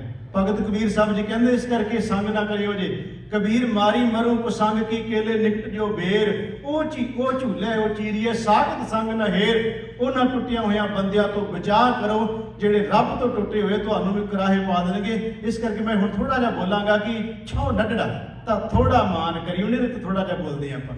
ਇਹਦਾ ਮਤਲਬ ਹੋ ਗਿਆ ਮੇਰਾ ਪਰਮਾਤਮਾ ਵਾਹਿਗੁਰੂ ਖਸਮ ਬੜਾ ਭੋਲਾ ਹੈ, ਉਹ ਇੰਨੇ ਭੋਲੇ ਤਾਂ ਮੈਂ ਮਾਨ ਕਿਉਂ ਕਰਾਂ, ਅਹੰਕਾਰ ਮੈਂ ਕਾਹਦਾ ਕਰਾਂ। ਤੇ ਗੁਰੂ ਗ੍ਰੰਥ ਸਾਹਿਬ ਦੀ ਬਾਣੀ ਕਹਿੰਦੀ ਅਹੰਕਾਰ ਨਾ ਕਰ। ਇੱਕ ਮਹਾਰਾਜ ਦਾ ਬਚਨ ਹੁੰਦਾ ਜਦੋਂ 12 ਤੇ ਵਧੇਕ ਅਸੀਂ ਪਾਠ ਸ਼ੁਰੂ ਹੁੰਦਾ ਨਾ, ਜਿੱਤੋਂ ਪਹਿਲੀਆਂ ਤੁਕਾਂ ਜਿਹੜੀਆਂ ਨੇ ਉਹਦੇ ਚ ਮਹਾਰਾਜ ਕਹਿੰਦੇ ਕਿ ਭਰ ਜੋਬਨ ਨੌਜਵਾਨ ਔਰਤ ਬੀਬੀ ਭਰ ਜੋਬਨ ਜਵਾਨੀ ਵਿੱਚ, ਉਹਨੂੰ ਕੋਈ ਕਹਿੰਦਾ ਕਿ ਤੂੰ ਆਪਣੀ ਸੱਸ ਨੂੰ ਮੱਥਾ ਤਾਂ ਟੇਕ ਲੈ, ਉਹ ਕਹਿੰਦੀ ਉਸ ਭਰ ਜੋਬਨ ਜਵਾਨੀ ਦੇ ਮਾਨ ਵਿੱਚ ਉਹ ਸੱਸ ਦੇ ਅੱਗੇ ਝੁਕਣ ਨੂੰ ਤਿਆਰ ਨਹੀਂ ਹੈ। ਜਿਹੜਾ ਉੱਥੇ ਜੋ ਉਹਦੇ ਵਿੱਚ ਕਿਹਾ ਗਿਆ ਹੈ ਸ਼ਬਦ ਵਿੱਚ ਹੈ ਹੰਕਾਰ ਨਾਲ ਸੰਬੰਧਿਤ ਗੱਲ ਹੈ। ਪਰ ਗੁਰੂ ਨਾਨਕ ਦੇਵ ਜੀ ਕਹਿੰਦੇ ਅੱਜ ਤੂੰ ਝੁਕਣ ਨੂੰ ਤਿਆਰ ਨਹੀਂ, ਸੱਸ ਦੇ ਗੋਡੀ ਪੈਰੀ ਹੱਥ ਲਾਉਣ ਨੂੰ ਤਿਆਰ ਨਹੀਂ। याद रखी महाराज कहते मैं बड़िया बड़िया इमारतां इत्थे ढहिंदियां देखियां हुई ने। ਇਹਦਾ ਮਤਲਬ बड़े बड़े हंकार वाले डिगदे इत्थे देखे संसार विच। ओ तंगी पै होरी गहरी गंभीरी सुसड़ सुइया किव करी निमन न जाए, थनी गज लगा गिड़बड़ी सखीए धौल हरी, से भी ढैंदे डिठ मैं मुंद न गर्भ थनी, काहदा हंकार करना। एक वचन होर महाराज दा, महाराज कहते एक नौजवान गभरू ਉਹਨੇ ਆਪਣੇ कमर कस्से विच कटार पाई हुई है। शब्द गुरु नानक देव जी का। महाराज कहते नौजवान गभरू अपने कमर कस्से विच कटार है, घोड़े ते चढ़िया। भावें कि ये अर्थ कई विद्वानां ने गुरु नानक साहब महाराज जी नाल संबंधित भी कीते ने, कुछ ने वो कहते गुरु नानक साहब के सामने घटना वापरी है, वो इहनूं इउं लैंदे ने भी महाराज के सामने एक गभरू नौजवान आया, घोड़े ते चढ़िया सी, ਤੇ ਕੁਝ ਤਾਂ ਕਹਿੰਦੇ ਭਾਈ ਮਰਦਾਨੇ ਨੂੰ ਉਹਨੇ ਸ਼ਮਕ ਮਾਰੀ, ਕੁਝ ਇਹ ਵੀ ਗੱਲ ਕਹਿੰਦੇ ਵੀ ਮਹਾਰਾਜ ਤਾਂ ਸ਼ਬਦ ਉਚਾਰਿਆ। ਖੈਰ ਮੈਂ ਉਧਰ ਨੇ ਨਾ ਜਾਵਾਂ ਤੇ ਮੈਂ ਉਹ ਸ਼ਬਦ ਦਾ ਇਹ ਅਰਥ ਲੈ ਲਵਾਂ ਕਿ ਅਹੰਕਾਰ ਨਹੀਂ ਬੰਦੇ ਨੂੰ ਕਰਨਾ ਚਾਹੀਦਾ। ਉਹ ਅਰਥ ਜੋ ਕਹਿ ਰਹੇ ਸ਼ਬਦ ਦੇ ਵਿੱਚ, ਮਹਾਰਾਜ ਕਹਿੰਦੇ ਨੌਜਵਾਨ ਗੱਭਰੂ ਹੈ, ਉਹਨੇ ਆਪਣੇ ਕਮਰ ਕੱਸੇ ਵਿੱਚ ਕਟਾਰ ਫਸਾਈ ਹੋਈ ਹੈ, ਘੋੜੇ ਤੇ ਚੜਿਆ ਹੋਇਆ ਹੈ। ਮਹਾਰਾਜ ਕਹਿੰਦੇ ਅਹੰਕਾਰ ਹੀ ਇੰਨਾ ਕਰ ਬੈਠਾ ਆਪਣੇ ਘੋੜੇ ਦਾ, ਕਮਰ ਵਿੱਚ ਜਿਹੜਾ ਕਮਰ ਕੱਸੇ ਵਿੱਚ ਕਟਾਰ ਦਾ, ਤੇ ਆਪਣੇ ਆਪ ਦਾ ਮਾਨ ਹੀ ਨਾ ਕਰ ਬੈਠਾ, 2 ਕਦਮਾਂ ਨਹੀਂ ਗਿਆ। ਮਹਾਰਾਜ ਕਹਿੰਦੇ ਜ਼ਮੀਨ ਤੇ ਧੌਣ ਪਰਨੇ ਜਾ ਪਿਆ। ਇਹ ਸ਼ਬਦ ਹੈ ਗੁਰੂ ਗ੍ਰੰਥ ਸਾਹਿਬ ਵਿੱਚ। ਮਹਾਰਾਜ ਕਹਿੰਦੇ ਨੇ ਕਮਰ ਕਟਾਰਾ ਬੰਕੜਾ ਬੰਕੇ ਕਾ ਸਵਾਰ, ਬੰਕਾ ਘੋੜੇ ਨੂੰ ਕਹਿੰਦੇ। ਮਹਾਰਾਜ ਕਹਿੰਦੇ ਨੌਜਵਾਨ ਗੱਭਰੂ ਜਿਹੜਾ ਸੀ ਉਹਨੇ ਆਪਣੇ ਕਮਰ ਕੱਸੇ ਵਿੱਚ ਕਟਾਰ ਪਾਈ ਹੋਈ ਸੀ। ਕਮਰ ਕਟਾਰਾ ਬੰਕੜਾ ਬੰਕੇ ਦਾ ਅਸਵਾਰ, गर्भ न कीजे नानका मत सिर आवे भार। मार कहते कादा हंकार करदा ओए, मार कहते धौण परने पिया घोड़े तो डिग के। हुण गुरु ग्रंथ साहब की बाणी च होर देखिए, भगत कबीर साहब का शब्द है, वो कहते अहंकार रब नूं नहीं भाउंदा, उहदे प्यारिਆਂ ਨੂੰ भी नहीं भाउंदा। उन्हें एक शब्द जिहड़ा अलंकार बधा ना, वो विदर दा ते कृष्ण का जिक्र किया। उहदे विच है गल वो भी अहंकार नाल संबंधित है। ਜਦੋਂ ਕ੍ਰਿਸ਼ਨ ਜਾਂਦਾ ਹੈ, ਸ਼੍ਰੀ ਕ੍ਰਿਸ਼ਨ ਜੀ ਜਾਂਦੇ ਹੈ ਤੇ ਉਹ ਬਿਦਰ ਦੇ ਘਰ ਠਹਿਰਦੇ ਆ, ਦੁਰਯੋਧਨ ਦੇ ਘਰ ਨਹੀਂ ਜਾਂਦੇ। ਉਹਨੂੰ ਹੰਕਾਰ ਸੀ, ਆਪਣੇ ਘੋੜਿਆਂ ਦਾ, ਫੌਜਾਂ ਦਾ ਮਾਣ ਸੀ, ਆਪਣੇ ਬੰਗਲਿਆਂ ਦਾ ਮਾਣ ਸੀ। ਉਹ ਫਿਰ ਗਿਲਾ ਕਰਦਾ ਵੀ ਤੁਸੀਂ ਮੇਰੇ ਘਰ ਵਿੱਚ ਕਿਉਂ ਨਹੀਂ ਆਏ, ਇਸ ਬੰਦੇ ਦੇ ਘਰੋਂ ਤੁਹਾਨੂੰ ਕੀ ਮਿਲੇਗਾ? ਸੁੱਕੀ ਰੋਟੀ, ਕੱਖਾਂ ਦੀ ਪੁੱਲੀ ਮਿਲੇਗੀ, ਖਾਣ ਨੂੰ ਕੀ ਮਿਲਣਾ ਹੈ। ਭਗਤ ਕਬੀਰ ਭਾਈ ਗੁਰਦਾਸ ਨੇ ਵੀ ਜ਼ਿਕਰ ਕੀਤਾ ਤੇ ਭਗਤ ਕਬੀਰ ਸਾਹਿਬ ਜੀ ਨੇ ਵੀ ਜ਼ਿਕਰ ਕੀਤਾ। ਭਗਤ ਕਬੀਰ ਸਾਹਿਬ ਜੀ ਕਹਿੰਦੇ ਸ਼੍ਰੀ ਕ੍ਰਿਸ਼ਨ ਜੀ ਕਹਿ ਰਹੇ ਨੇ, ਦਰਜੋਜਨ ਮੈਂ ਤੇਰੇ ਘਰ ਇਸ ਕਰਕੇ ਨਹੀਂ ਆਇਆ, ਤੂੰ ਅਹੰਕਾਰੀ ਹੈ। ਤੈਨੂੰ ਮਾਣ ਆਪਣੀ ਫੌਜ ਦਾ, ਘੋੜਿਆਂ ਦਾ, ਜਵਾਨੀ ਦਾ, ਬਗਲੇ ਦਾ, ਇਹਨਾਂ ਜਿਹੜੇ ਤੂੰ ਬਣਾਏ ਹੋਏ ਵੱਡੇ ਵੱਡੇ ਮਹਿਲ, ਤੈਨੂੰ ਇਹਨਾਂ ਦਾ ਮਾਣ ਤੇ ਅਹੰਕਾਰ ਹੈ। ਉਹ ਵਿਦਰ ਮੈਨੂੰ ਇਸ ਕਰਕੇ ਪਿਆਰਾ ਲੱਗਾ ਕਿਉਂਕਿ ਮੈਂ ਸਾਰੀ ਰਾਤ ਉਹਦੇ ਨਾਲ ਰੱਬ ਦੀਆਂ ਗੱਲਾਂ ਕੀਤੀਆਂ ਨੇ। ਉਹ ਬਚਨ ਬੜਾ ਪਿਆਰਾ ਹੈ, ਰਾਜਨ ਕੌਣ ਤੁਮਾਰਾ ਆਵੈ। ਰਾਜਨ ਦਾ ਅਰਥ ਤੇ ਸੰਬੋਧਨ ਕੀਤਾ ਦੁਰਯੋਧਨ ਨੂੰ, ਰਾਜਨ ਕੌਣ ਤੁਮਾਰਾ ਆਵੈ, ਐਸੋ ਭਾਉ ਵਿਦਰ ਕੋ ਦੇਖਿਓ ਉਹ ਗਰੀਬ ਮੋਏ ਭਾਵੈ। ਹਸਤੀ ਦੇਖ ਭਰਮ ਤੇ ਭੂਲਾ ਸ਼੍ਰੀ ਭਗਵਾਨ ਨਾ ਜਾਣਿਆ, ਤੁਮਰੋ ਦੂਧ ਵਿਦਰ ਕੋ ਪਾਨੋ ਅੰਮ੍ਰਿਤ ਕਰ ਮੈਂ ਮਾਨਿਆ। ਖੀਰ ਸਮਾਨ ਸਾਗ ਮੈਂ ਪਾਇਆ, ਗੁਣ ਗਾਵਤ ਰਹਿਣ ਬਿਆਨੀ, ਕਬੀਰ ਕੋ ਠਾਕਰ ਆਨੰਦ ਬਲੋਦੀ ਜਾਤ ਨਾ ਕਾਹੂ ਕੀ ਮਾਨੀ। ਇਹਦਾ ਮਤਲਬ ਹੋ ਗਿਆ, ਭਗਤ ਕਬੀਰ ਸਾਹਿਬ ਕਹਿੰਦੇ ਨੇ, ਕਹਿੰਦੇ ਸ਼੍ਰੀ ਕ੍ਰਿਸ਼ਨ ਵੀ ਉਹਦੇ ਘਰ ਚਲਿਆ ਗਿਆ ਜਿੰਦੇ ਘਰੇ ਬੈਠ ਕੇ ਰੱਬ ਦੀਆਂ ਗੱਲਾਂ ਹੋਈਆਂ।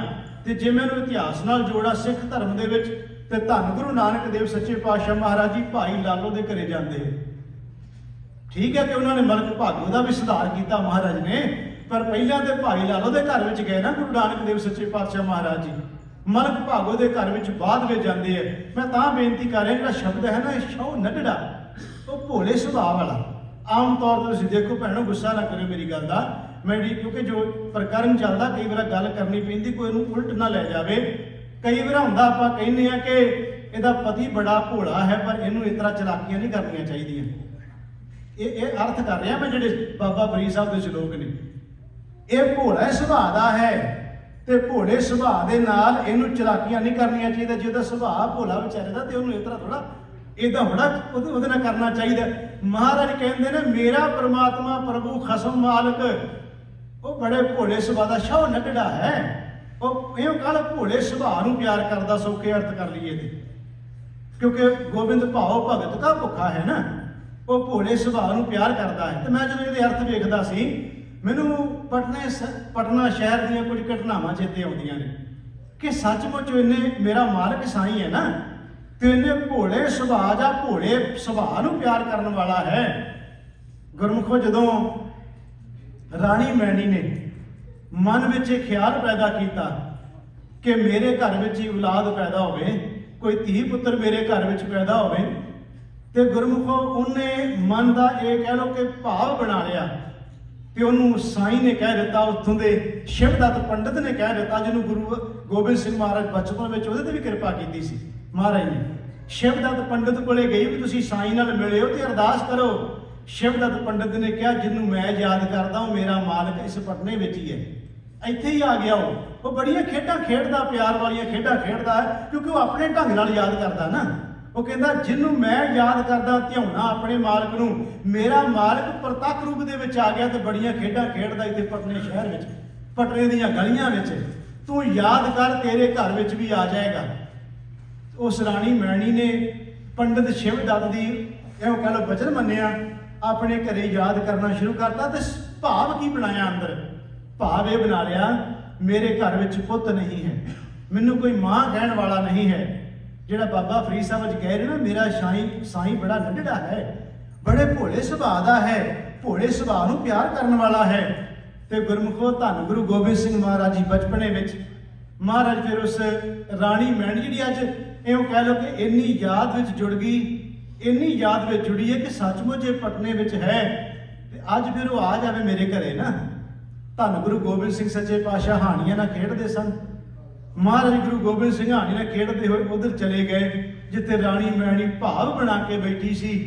ਉਹਨੇ ਅੱਖਾਂ ਬੰਦ ਕੀਤੀਆਂ ਸਨ, ਉਹਦੇ ਅੱਖਾਂ ਚੋਂ ਕਹਿ ਲਓ ਵੀ ਨੀਰ ਚੱਲ ਰਿਹਾ ਸੀ, ਵੈਰਾਗ ਦੇ ਵਿੱਚ ਚਲੀ ਗਈ। ਧੰਨ ਗੁਰੂ ਗੋਬਿੰਦ ਸਿੰਘ ਸੱਚੇ ਪਾਤਸ਼ਾਹ ਮਹਾਰਾਜ ਜੀ ਉਹਦੀ ਗੋਦ ਵਿੱਚ ਜਾ ਕੇ ਬੈਠ ਗਏ। ਜਿਹਨੂੰ ਬਾਬਾ ਫਰੀਦ ਸਾਹਿਬ ਕਹਿੰਦੇ ਨੇ, ਉਹ ਬੜਾ ਨੱਢੜਾ ਹੈ, ਜੇ ਜਾਣਾ ਸ਼ੌ ਨੱਢੜਾ। ਇੰਨੇ ਭੋਲੇ ਸੁਭਾਅ ਦਾ ਮੇਰਾ ਮਾਲਕ ਸਾਈਂ ਹੈ। ਮਹਾਰਾਜ ਦੀ ਗੋਦ ਵਿੱਚ ਜਾ ਕੇ ਬੈਠ ਗਏ ਤੇ ਇਤਿਹਾਸਕਾਰ ਕਹਿੰਦੇ, ਗੋਦ 'ਚ ਬੈਠ ਕੇ ਮਹਾਰਾਜ ਨੇ ਘੁੱਟ ਕੇ ਗਲ ਬੱਕੜੀ ਲੈ ਲਈ, ਜਿਵੇਂ ਆਪਣੀ ਮਾਂ ਨੂੰ ਕੋ ਘੁੱਟ ਕੇ ਗਲ ਦੇ ਨਾਲ ਸੀਨੇ ਨਾਲ ਲਾ ਲੈਂਦਾ ਹੈ। ਇਸ ਤਰ੍ਹਾਂ ਮਹਾਰਾਜ ਨੇ ਘੁੱਟ ਕੇ ਗਲ ਬੱਕੜੀ 'ਚ ਲੈ ਕੇ ਕੰਨ ਵਿੱਚ ਕਿਹਾ, ਮਾਂ ਮੈਂ ਆ ਗਿਆ। ਜੇ ਜਾਣਾ ਸ਼ੌ ਨੱਢੜਾ ਤਾਂ ਥੋੜਾ ਮਾਨ ਕਰੀ, ਜਿਹਨੂੰ ਮੈਂ ਇਹਨੂੰ ਇਸ ਭਾਵ ਨਾਲ ਲਿਆ ਹੈ। ਮੇਰਾ ਮਾਲਕ ਵਾਹਿਗੁਰੂ ਪਰਮਾਤਮਾ ਪਰਮੇਸ਼ਰ, ਉਹ ਕਿਹੜੇ ਕਿਹੜੇ ਰੂਪਾਂ ਵਿੱਚ ਆਪਣੀਆਂ ਖੇਡਾਂ ਵਰਤਾਉਂਦਾ ਹੈ। ਗੁਰਮੁਖੋ, ਜਦੋਂ ਅੱਖਾਂ ਖੋਲੀਆਂ ਰਾਣੀ ਮੈਣੀ ਨੇ, ਦੇਖਿਆ ਧੰਨ ਗੁਰੂ ਗੋਬਿੰਦ ਸਿੰਘ ਮਹਾਰਾਜ ਜੀ ਬਾਲ ਉਮਰ ਦੀਆਂ ਖੇਡਾਂ ਜਿਹੜੀਆਂ ਨੇ ਬਚਪਨ ਦੀਆਂ ਗੋਦ 'ਚ ਬੈਠੇ ਹੋਏ। ਤੇ ਇਤਿਹਾਸਕਾਰ ਕਹਿੰਦੇ ਰਾਣੀ ਮੈਣੀ ਵੀ ਇੰਨੀ ਭਾਵਨਾ ਵਿੱਚ ਚਲੀ ਗਈ, ਉਹਨੇ ਗੁਰੂ ਗੋਬਿੰਦ ਸਿੰਘ ਮਹਾਰਾਜ ਦਾ ਮੱਥਾ ਚੁੰਮਿਆ। ਮਹਾਰਾਜ ਨੂੰ ਨੇ ਚੁੰਮਿਆ, ਜਿਵੇਂ ਬੱਚੇ ਨੂੰ ਪਿਆਰ ਕਰੀਦਾ ਨਾ, ਇਦਾਂ ਮਹਾਰਾਜ ਨੂੰ ਪਿਆਰ ਕੀਤਾ ਤੇ ਨਾਲ ਹੀ ਸ਼ਬਦ ਵਰਤੇ ਕਿ ਤੁਹਾਡੀ ਮਾਂ ਤੇ ਮਾਂ ਗੁਜਰੀ ਹੈ, ਤੁਸੀਂ ਮੈਨੂੰ ਮਾਂ ਕਿਹਾ ਹੈ, ਦੋ ਮਾਵਾਂ ਕਿਵੇਂ? ਇਤਿਹਾਸਕਾਰ ਕਹਿੰਦੇ ਬਚਪਨ ਵਿੱਚ ਮਹਾਰਾਜ ਦੀ ਦੂਰ ਅੰਦੇਸ਼ੀ ਦੇਖੋ। ਮਹਾਰਾਜ ਕਹਿੰਦੇ ਨੇ ਕਿ ਘੜਾ ਹੋਵੇ, ਜਿਸ ਤਰ੍ਹਾਂ ਅਸੀਂ ਸਾਡੀਆਂ ਅੱਖਾਂ ਦੋ ਨੇ ਪਰ ਦ੍ਰਿਸ਼ਟੀ ਇੱਕੋ ਹੀ ਹੈ ਵੇਖਣ ਵਾਲੀ। ਮਹਾਰਾਜ ਨੇ ਕਿਹਾ 2 4 5 ਘੜੇ ਹੋਣ, ਉਹਨਾਂ ਵਿੱਚ ਪ੍ਰਤੀਬਿੰਬ ਜਦੋਂ ਪਏਗਾ ਉਹ ਹੈ ਇੱਕ ਹੀ ਹੈ, ਉਹਦੇ ਭਾਵੇਂ ਪ੍ਰਤੀਬਿੰਬ 3 4 ਘੜਿਆਂ 'ਚ ਪੈ ਰਹੇ ਨੇ। ਇਸ ਤਰ੍ਹਾਂ ਮਹਾਰਾਜ ਉਦਾਹਰਨਾਂ ਦੇ ਕੇ ਕਹਿ ਰਹੇ ਨੇ। ਇਹਦਾ ਮਤਲਬ ਹੋ ਗਿਆ ਮੇਰਾ ਮਾਲਕ ਸਤਿਗੁਰੂ ਇਸ ਤਰ੍ਹਾਂ ਭੋਲੇ ਸੁਭਾਅ ਨੂੰ ਪਿਆਰ ਕਰਨ ਵਾਲਾ। ਇਸ ਕਰਕੇ ਬਾਬਾ ਫਰੀਦ ਸਾਹਿਬ ਜੀ ਕਹਿੰਦੇ ਨੇ ਮੈਂ ਕਾਹਦਾ ਮਾਨ ਕਰਾਂ ਕਾਹਦਾ ਅਹੰਕਾਰ ਕਰਾਂ, ਮੇਰੇ ਮਾਲਕ ਮੇਰੇ ਸਾਈਂ ਨੂੰ ਉਹ ਪਾਉਂਦਾ ਨਹੀਂ, ਕਿਉਂਕਿ ਹਰਜੂ ਹੰਕਾਰ ਨਾ ਭਾਵੇ ਵੇਦ ਕੂਕ ਸੁਣਾਵੇ। ਤਾਂ ਗੱਲ ਧਾਰਮਿਕ ਗ੍ਰੰਥ ਵੀ ਕੂਕ ਕੂਕ ਕੇ ਕਹਿ ਰਹੇ ਨੇ ਮੇਰੇ ਮਾਲਕ ਨੂੰ ਚੀਜ਼ਾਂ ਭਾਉਂਦੀਆਂ ਨਹੀਂ ਹਨ, ਉਹਨੂੰ ਅਹੰਕਾਰ ਨਹੀਂ ਪਾਉਂਦਾ, ਹਉਮੈ ਨਹੀਂ ਪਾਉਂਦੀ, ਕਿਉਂਕਿ ਬਾਣੀ 'ਚ ਵੀ ਕਿਹਾ ਗਿਆ ਹਉਮੈ ਨਾਮੈ ਨਾਲ ਵਿਰੋਧ ਹੈ ਦੋਏ ਨਾ ਵਸੈ, ਇੱਕ ਥਾਂ ਇੱਕ ਜਗ੍ਹਾ ਤੇ ਦੋਨੋਂ ਚੀਜ਼ਾਂ ਟਿਕ ਨਹੀਂ ਸਕਦੀਆਂ, ਰਹਿ ਨਹੀਂ ਸਕਦੀਆਂ। ਖੈਰ ਅਸੀਂ ਬਾਬਾ ਫਰੀਦ ਸਾਹਿਬ ਦੇ ਅੱਜ ਦੇ ਜਿਹੜੇ ਸ਼ਲੋਕ ਦੀ ਵਿਚਾਰ ਕੀਤੀ, ਇੱਕ ਵਾਰ ਫਿਰ ਮੈਂ ਦੁਹਰਾ ਦਿਆਂ ਕਿ ਫਰੀਦਾ ਜੇ ਜਾਣਾ ਤਿਲ ਥੋੜੜੇ, ਇਹਦੇ ਅਸੀਂ ਭਾਵ ਅਰਥ ਲਏ ਨੇ ਸਵਾਸਾਂ ਰੂਪੀ। ਇਸ ਸਰੀਰ ਰੂਪੀ ਭਾਂਡੇ ਵਿੱਚ ਤਿਲ ਬਹੁਤ ਥੋੜੇ ਨੇ, ਜਿਹਨੂੰ ਗੁਰੂ ਨਾਨਕ ਸਾਹਿਬ ਕਹਿੰਦੇ ਹਮ ਆਦਮੀ ਹਾਂ ਇੱਕ ਦਮੀ ਮੋਲਤ ਮੋਤ ਨਾ ਜਾਣਾ, ਬਹੁਤ ਥੋੜੇ ਨੇ, ਜਿਹਨੂੰ ਬਾਣੀ 'ਚ ਕਿਹਾ ਗਿਆ। ਮਹਾਰਾਜ ਕਹਿੰਦੇ ਕਾਚ ਕੋਟੰ ਰਜੰਤ ਤੋਯੰ ਲੇਪਨੰ ਰਕਤ ਚਰਮਣ। ਇੱਥੇ ਮਹਾਰਾਜ ਨੇ ਦੇਖੋ ਕਾਚ ਕੋਟੰ, ਕੱਚ ਦਾ ਕਿਲਾ ਹੈ, ਕਾਚ ਕੋਟੰ ਰਜੰਤ ਤੋਯੰ ਪਾਣੀ ਨਾਲ ਬਣਾਇਆ ਹੋਇਆ ਹੈ, ਲੇਪਨੰ ਰਕਤ ਚਰਮਣ ਇਹ ਹੈ ਸੰਸਕ੍ਰਿਤ ਦੇ ਬੋਲ। ਮਹਾਰਾਜ ਕਹਿੰਦੇ ਨਵੰਤ ਦੁਆਰੰ ਪੀਤ ਰਹਿਤਿਅੰ, ਇਹਨੂੰ ਕੋਈ ਦਰਵਾਜ਼ਾ ਹੀ ਨਹੀਂ ਲੱਗਾ ਹੋਇਆ, ਜਿਹੜਾ ਕਿਲਾ ਤਿਆਰ ਕੀਤਾ ਨਾ ਦਰਵਾਜ਼ਾ ਹੀ ਕੋਈ ਨਹੀਂ। ਮਹਾਰਾਜ ਕਹਿੰਦੇ ਨਵੰਤ ਦੁਆਰੰ ਭੀਤ ਰਹਿਤਿਅੰ, ਭੀਤ ਦਾ ਮਤਲਬ ਦਰਵਾਜ਼ਾ ਕੋਈ ਨਹੀਂ ਹੈ। ਤੇ ਸਤਿਗੁਰੂ ਗੁਰੂ ਅਰਜਨ ਦੇਵ ਸੱਚੇ ਪਾਤਸ਼ਾਹ ਕਹਿੰਦੇ ਬਾਏ ਰੂਪ ਅਸਥੰਭਣ ਹੈ। ਬਾਏ ਦਾ ਮਤਲਬ ਹਵਾ, ਹਵਾ ਨਾਲ ਜਿਹਨੂੰ ਬੰਨ ਕੇ ਰੱਖਿਆ ਹੋਇਆ ਪਰਮਾਤਮਾ, ਜਿਹਨੂੰ ਭਗਤ ਰਵਿਦਾਸ ਜੀ ਕਿਹਾ ਜਲ ਕੀ ਭੀਤ ਪਵਨ ਕਾ ਥੰਭਾ, ਰਕਤ ਬੂੰਦ ਕਾ ਗਾਰਾ, ਹਾੜ ਮਾਸ ਨਾੜੀ ਕੋ ਪਿੰਜਰ ਪੰਖੀ ਬਸੈ, ਵਿਚਾਰਾ ਪ੍ਰਾਣੀ ਕਿਆ ਮੇਰਾ ਕਿਆ ਤੇਰਾ, ਜੈਸੇ ਤਰਵਰ ਪੰਖ ਬਸੇਰਾ। ਇਹ ਤਾਂ ਹਵਾ ਨਾਲ ਜਿਹੜੇ ਬੰਨ ਕੇ ਖਿਲਾਰੇ ਹੋਏ ਨਾ ਸਵਾਸ ਸਾਡੇ, ਜਿਹਨੂੰ ਸਤਿਗੁਰੂ ਗੁਰੂ ਅਰਜਨ ਦੇਵ ਜੀ ਕਹਿੰਦੇ ਕਾਚ ਕੋਟੰ ਰਚੰਤ ਤੋਯੰ ਲੇਪਨੰ ਰਕਤ ਚਰਮਣੈ, ਨਵੰਤ ਦੁਆਰੰ ਭੀਤ ਰਹਿਤਿਅੰ ਬਾਏ ਰੂਪ ਅਸਥੰਭਣੈ, ਗੋਬਿੰਦ ਨੈ ਸਿਮਰੰਤ ਅਗਿਆਨੀ ਜਨੰਤ ਅਸਥਿਰੰ। ਇਹਦੇ ਅਰਥ ਹੋ ਗਏ ਮਹਾਰਾਜ ਕਹਿੰਦੇ ਕੱਚ ਦਾ ਕਿਲਾ ਹੈ, ਪਾਣੀ ਨਾਲ ਬਣਾਇਆ ਹੋਇਆ ਇਹਨੂੰ ਹੈ, ਲਹੂ ਮਿੱਝ ਦੇ ਨਾਲ ਸਾਰਾ ਤਿਆਰ ਕਰ ਦਿੱਤਾ, ਹਵਾ ਰੂਪੀ ਸਵਾਸ ਵਿੱਚ ਰੱਖ ਦਿੱਤੇ ਨੇ। ਤੇ ਮਹਾਰਾਜ ਕਹਿੰਦੇ ਨੇ ਇਹ ਮਨੁੱਖ ਇਹਨੂੰ ਅਸਥਿਰ ਮੰਨੀ ਬੈਠਾ ਹੈ ਵੀ ਰਹਿਣਾ ਸੰਸਾਰ ਤੇ। ਜਿਹਨੂੰ ਗੁਰੂ ਅਮਰਦਾਸ ਮਹਾਰਾਜ ਜੀ ਰੋਜ਼ ਅਸੀਂ ਜਦੋਂ ਨਿਤਨੇਮ ਕਰਦੇ ਆ ਤੇ ਆਨੰਦ ਸਾਹਿਬ ਦੀ ਬਾਣੀ 'ਚ ਕਹਿੰਦੇ ਨੇ ਹਰ ਜੀਓ ਗੁਫਾ ਅੰਦਰ ਰੱਖ ਕੇ ਬਾਜਾ ਪਵਨ ਵਜਾਇਆ। ਜਿਹੜੇ ਸਵਾਸ ਨੇ ਇਹ ਹਵਾ ਦੇ ਨਾਲ ਸਾਰੀ ਖੇਡ ਚੱਲਦੀ ਹੈ ਨਾ। ਹਰ ਜੀਓ ਗੁਫਾ ਅੰਦਰ ਆ ਕੇ ਬਾਜਾ ਪਵਨ ਵਜਾਇਆ, ਵਜਾਇਆ ਬਾਜਾ ਪਵਨ, 9 ਦੁਆਰੇ ਪ੍ਰਗਟ ਕੀਏ, 10ਵਾਂ ਗੁਪਤ ਰਖਾਇਆ, ਗੁਰਦੁਆਰੇ ਲਾਏ ਭਾਵਨਿਕ ਨਾ 10ਵਾਂ ਦੁਆਰ ਦਿਖਾਇਆ, ਤਾਹੇ ਅਨੇਕ ਰੂਪ ਨਾਉ ਨਵ ਨਿਧ, ਤਿਸ ਦਾ ਅੰਤ ਨ ਜਾਈ ਪਾਇਆ, ਕਹਿ ਨਾਨਕ ਹਰ ਪਿਆਰੇ, ਜੀਓ ਗੁਫਾ ਅੰਦਰ ਆ ਕੇ ਬਾਜਾ ਪਵਨ ਵਜਾਇਆ। ਮਾਰ ਕਹਿੰਦੇ ਬਾਜਾ ਵੱਜਦਾ ਪਿਆ ਨੂੰ। ਤੇ ਜਿਹਨੂੰ ਬਾਣੀ 'ਚ ਇੱਕ ਮੈਂ ਹੋਰ ਵਚਨ ਸਾਂਝਾ ਕਰਕੇ ਖਿਮਾ ਮੰਗ ਲੈਣੀ ਹੈ। ਸਤਿਗੁਰੂ ਗਰੀਬ ਨਿਵਾਸ ਸੱਚੇ ਪਾਤਸ਼ਾਹ ਮਹਾਰਾਜ ਜੀ ਨੇ ਕਿਹਾ, ਮਹਾਰਾਜ ਕਹਿੰਦੇ ਸੂਰਜ ਚੜ੍ਹੈ ਵਿਜੋਗ ਸਭ ਸਹਿ ਘਟੈ ਆਰਜਾ, ਸੂਰਜ ਚੜ੍ਹੈ ਵਿਜੋਗ ਸਭ ਸਹਿ ਘਟੈ ਆਰਜਾ। ਜਦੋਂ ਸੂਰਜ ਚੜ੍ਹਦਾ ਦਿਨ ਚੜ੍ਹ ਜਾਂਦਾ, ਜਦੋਂ ਛਿਪ ਜਾਂਦਾ ਰਾਤ ਪੈ ਜਾਂਦੀ। ਐਵੇਂ ਸਵਾਸ ਜਾ ਰਹੇ ਨੇ, ਦਿਨ ਤੇ ਪੈਰ, ਪੈਰ ਤੇ ਘੜੀਆਂ, ਆਪ ਘਟਾ ਤਾਂ ਨਸ਼ੀਚ। ਜਿਹਨੂੰ ਕਿਹਾ ਕਿ ਸੂਰਜ ਮਰ ਕਹਿੰਦੇ ਸੂਰਜ ਚੜ੍ਹੈ ਵਿਜੋਗ ਸਭ ਸਹਿ ਘਟੈ ਆਰਜਾ। ਮਰ ਕਹਿੰਦੇ ਆਰਜਾ ਘਟ ਰਹੀ ਹੈ ਨਾ, ਸੂਰਜ ਦੇ ਨਾਲ ਨਾਲ ਸਾਡਾ ਸਵਾਸ ਵੀ ਤੁਰੇ ਜਾ ਰਹੇ ਨੇ। ਸਭ ਸਹਿ ਘਟੈ ਆਰਜਾ। ਸਤਿਗੁਰੂ ਗੁਰੂ ਗ੍ਰੰਥ ਸਾਹਿਬ ਮਹਾਰਾਜ ਕਹਿੰਦੇ ਜਿਵੇਂ ਜਿਵੇਂ ਦਿਨ ਰਾਤ ਦੇ ਨਾਲ ਨਾਲ ਉਮਰ ਵੀ ਘਟਦੀ ਜਾ ਰਹੀ ਹੈ। ਉੱਥੇ ਸਤਿਗੁਰੂ ਗਰੀਬ ਨਿਵਾਸ ਸੱਚੇ ਪਾਤਸ਼ਾਹ ਮਹਾਰਾਜ ਨੇ ਕਿਹਾ ਸਭ ਕੋ ਭਰਿਆ ਫੂਕ। ਫੂਕ ਸ਼ਬਦ ਆਪਾਂ ਸਮਝਦੇ ਹਾਂ ਹਵਾ ਜਿਹਨੂੰ ਕਹਿੰਦੇ ਆਪਾਂ। ਪਹਿਲਾਂ ਪੁਰਾਣੇ ਸਮੇਂ 'ਚ ਆਪਾਂ ਪਹਿਲਾਂ ਫੂਕ ਹੀ ਕਹਿੰਦੇ ਸੀ, ਜਦੋਂ ਆਪਾਂ ਸਾਈਕਲ ਲੈ ਕੇ ਜਾਣਾ ਕਹਿੰਦਾ ਫੂਕ ਭਰਾਉਣੀ ਟਾਇਰ 'ਚ ਨਾ। ਹੁਣ ਬੱਚੇ ਨੂੰ ਕਹੋ ਕਹਿੰਦਾ ਫੂਕ ਕੀ ਹੋਏਗੀ, ਬਾਣੀ 'ਚ ਲਿਖਿਆ ਸ਼ਬਦ। ਮਹਾਰਾਜ ਕਹਿੰਦੇ ਜਿਹੜੀ ਅਹੰਕਾਰ ਦੀ ਫੂਕ ਭਰੀ ਸੀ ਨਾ ਅੰਦਰ, 1 ਮਿੰਟ 'ਚ ਨਿਕਲ ਜਾਂਦੀ ਹੈ। ਗੁਰੂ ਗ੍ਰੰਥ ਸਾਹਿਬ ਦਾ ਬਚਨ ਹੈ, सब को भरिया फूक आखण कहण ना थमीए। महाराज कहते आखना समझाया भी नहीं समझता भी ये फूक निकल जानी। एक दिन महाराज कहते क्यों आकड़ आकड़ के तुरदा निकल जानी फूक। फिर होया कि सतगुरु गरीब निवास सच्चे पातशाह कहते सब को भरिया फूक आखण कहण ना थमीए। महाराज कहते धन गुरु नानक देव सच्चे पातशाह जी फूक कढ़ाए ढह पवे। महाराज कहते एक खेल लगा परमात्मा नानक वेख्या आप फूक कढ़ाए ढह पवे। महाराज कहते परमात्मा ने फूक कढ़ी यदि आओ पिया धौन परने। ਜਿਹੜਾ ਬੰਦਾ ਮਾਨ ਕਰੀ ਜਾਂਦਾ ਸੀ ਸਰੀਰ ਦਾ, ਮਾਰ ਕੇ ਇੱਕ ਸਕਿੰਟ ਨਹੀਂ ਲੱਗਾ। ਮੇਰਾ ਕਹਿਣ ਤੋਂ ਭਾਵ ਅੱਜ ਦਾ ਜੋ ਸ਼ਬਦ ਚੱਲਦਾ ਬਾਬਾ ਫਰੀਦ ਸਾਹਿਬ ਜੀ ਦਾ, ਉਹਨਾਂ ਨੇ ਕਿਹਾ ਤਿਲ ਰੁਪਈ 100 ਰੁਪਏ ਤਿਲ ਬਹੁਤ ਥੋੜੇ ਨੇ, ਇਹਨਾਂ ਨੂੰ ਸੰਭਲ ਕੇ ਸੰਭਾਲ ਕੇ ਇਹਨਾਂ ਦੀ ਵਰਤੋਂ ਕਰੀਏ। ਗੁਰਮੁਖੋ ਮੈਂ ਆਪਣੇ ਆਪ ਨੂੰ ਸ਼ਾਮਲ ਕਰਕੇ ਕਹਿੰਦਾ ਚਲੋ ਹੋਰ 2 ਸਾਲਾਂ ਤੱਕ ਮੈਂ ਵੀ 50 ਤੱਕ ਪਹੁੰਚ ਜਾਣਾ। ਮੈਂ ਕਹਿੰਦਾ ਜਦੋਂ ਬੰਦਾ 50 ਟੱਪ ਜਾਏ, ਪਰ ਇਹ ਨਹੀਂ ਮੈਂ ਕਹਿ ਰਿਹਾ 50 ਤੋਂ ਪਹਿਲਾਂ ਜੋ ਮਰਜ਼ੀ ਕਰੀ ਜਾਓ, ਪਰ ਸਮਝਣ ਵਾਸਤੇ ਕਹਿ ਰਿਹਾ ਨਾ ਆਪਾਂ ਵਿੱਚ ਜੇ 50 ਸਾਲ ਘੱਟੋ ਘੱਟ ਭੋਗ ਲਈ ਉਮਰ ਤੇ 50 ਤੋਂ ਉੱਪਰ ਜਦੋਂ ਟੱਪਦੇ ਆ ਘੱਟੋ ਘੱਟ ਉਦੋਂ ਹੀ ਕੁਝ ਨਾ ਕੁਝ ਕਰਨਾ ਸ਼ੁਰੂ ਕਰ ਦਈਏ। ਹਾਲਾਂਕਿ ਜ਼ਰੂਰੀ ਨਹੀਂ 50 ਤੱਕ ਪੜਨਾ ਹੈ, ਹਰ ਇੱਕ ਬੰਦੇ ਨੇ ਜ਼ਰੂਰੀ ਥੋੜਾ ਹੁੰਦਾ ਹੈ, ਪਰ ਸਿਰਫ ਸਮਝਣ ਵਾਸਤੇ ਮਨ ਨੂੰ ਸਮਝਾਉਣ ਵਾਸਤੇ ਕਹਿ ਰਿਹਾ ਨਾ ਮੈਂ ਵੀ ਜੇ 50 ਤੋਂ ਉੱਪਰ ਟੱਪ ਕੇ ਵੀ ਬੰਦੇ ਨੂੰ ਸਮਝ ਨਹੀਂ ਆ ਰਹੀ, ਫਿਰ ਵੀ ਉਹ ਇੱਧਰਲੇ ਬੰਨੇ ਨਹੀਂ ਜੁੜ ਰਿਹਾ, ਫਿਰ ਸਤਿਗੁਰੂ ਦੀ ਬਾਣੀ ਕਹਿੰਦੀ ਹੈ ਕਬੀਰ ਸਤਿਗੁਰ ਕਿਆ ਕਰੇ ਜੋ ਸਿੱਖਾ ਮੈਂ ਚੂਕ ਅੰਧੇ ਇੱਕ न लागे जो बांस बजाइए।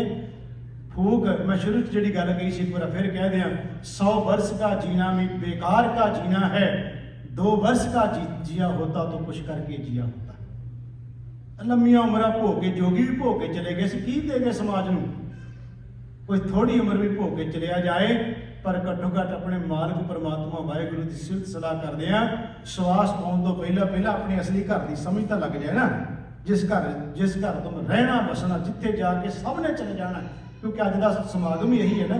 अमरजीत सिंह जी दोसांझ उन्होंने जी याद ਵਿੱਚ ही है पिछले समय चो चढ़ाई कर गए सन, तो मैं तां कह लगा थोड़ी जी 1-2 बेनतियां कर लगा कि गुरमुखो इस समय का कोई नहीं पता कदों आना किहड़े वेले आना, क्या जाना कि मरेंगे कैसा मरना होए, जेकर साहिब मनना विसरे तो सहला मरना होए। कोई नहीं पता गुरमुखो दिन केड़ा होना, वार केड़ा होना, टाइम केड़ा होना, समा की बनना, स्थान की होना, कारण की बनना, किसी को कोई नहीं पता। पर एक गल महाराज बड़ी दावे ना कहते हैं जेकर साहिब मन ना विसरे, बस उस साहिब को चेते रखो ना मन चुकते विसर जाए। कीमता जेडे सवास तू वाहिगुरू क्या उस सवास तेरी मौत हो जाए। हुण सोला साहब बाणी क्यों दी सौन लग्या, इसे करके भी सौना भी एक मौत ही है ना छोटी जी। महाराज कहते सोला साहब करके सौ जाएगा रात को कुछ नहीं। तो गुरमुखो मेरी बेनती, चलो मैं जो गल करदा मेरा किसी उत्ते ये नहीं होंदा मैं गल थोप रहा भी इवें ही करो जिवें मैं कह रहा, पर मेरा फर्ज है ना घट्टो घट्ट सौण तो पहला अपने मोबाइल बंद कर लिया करो। सौण तो पहला साडी हालत पता की है, जब तक नींद चढ़ नहीं जाती, जिन्नी देर अखां मीटियां नहीं जांदियां उन्नी देर ते बंद स्यापा इहदा ये बंद ही नहीं होंदा। मुड़ के बाबियां कोल भजे फिरदे रात नूं ना सुपने च आया सी फलाना, तो सुपने च आना किधर जाना उन्हें, फिर जो वेख के तुसीं सौंगे फिर घर के मैंबर ही कहते उन्होंने तो डर आई जाता अरदास कर लो बाबे तो जाके। वो राती सुपने च आ गए सन, जो कुछ वेखते उन्हें सुपने च आना ही आना है। ताइयों साडे वडेरे ने कहा सोला साहब करके सोवो हाँ, ना कुछ सुपने च आवे तुहानूं रब चेते आ जाए, गुरु चेते आ जाए, की पता दिन दिने होना कि नहीं होना, इस गल का पता थोड़ा किसी को। तां करके साडे वडेरियां ने बुजुर्गां ने जां गुरु साहिबानां ने सानूं एक श्वास संभालण दा जिक्र कीता। कोशिश करो जिन्ने कर सकते हैं, वाहिगुरू परमात्मा परमेश्वर कृपा करे इन्हां श्वासां नूं संभालीए, व्यर्थ ना जाण दईए। हर वेले तुरदे फिरदे सुते जागदे उन्हें याद विच रहना, यही तो असली सिमरन है ना, उन्होंने याद ही रखना है।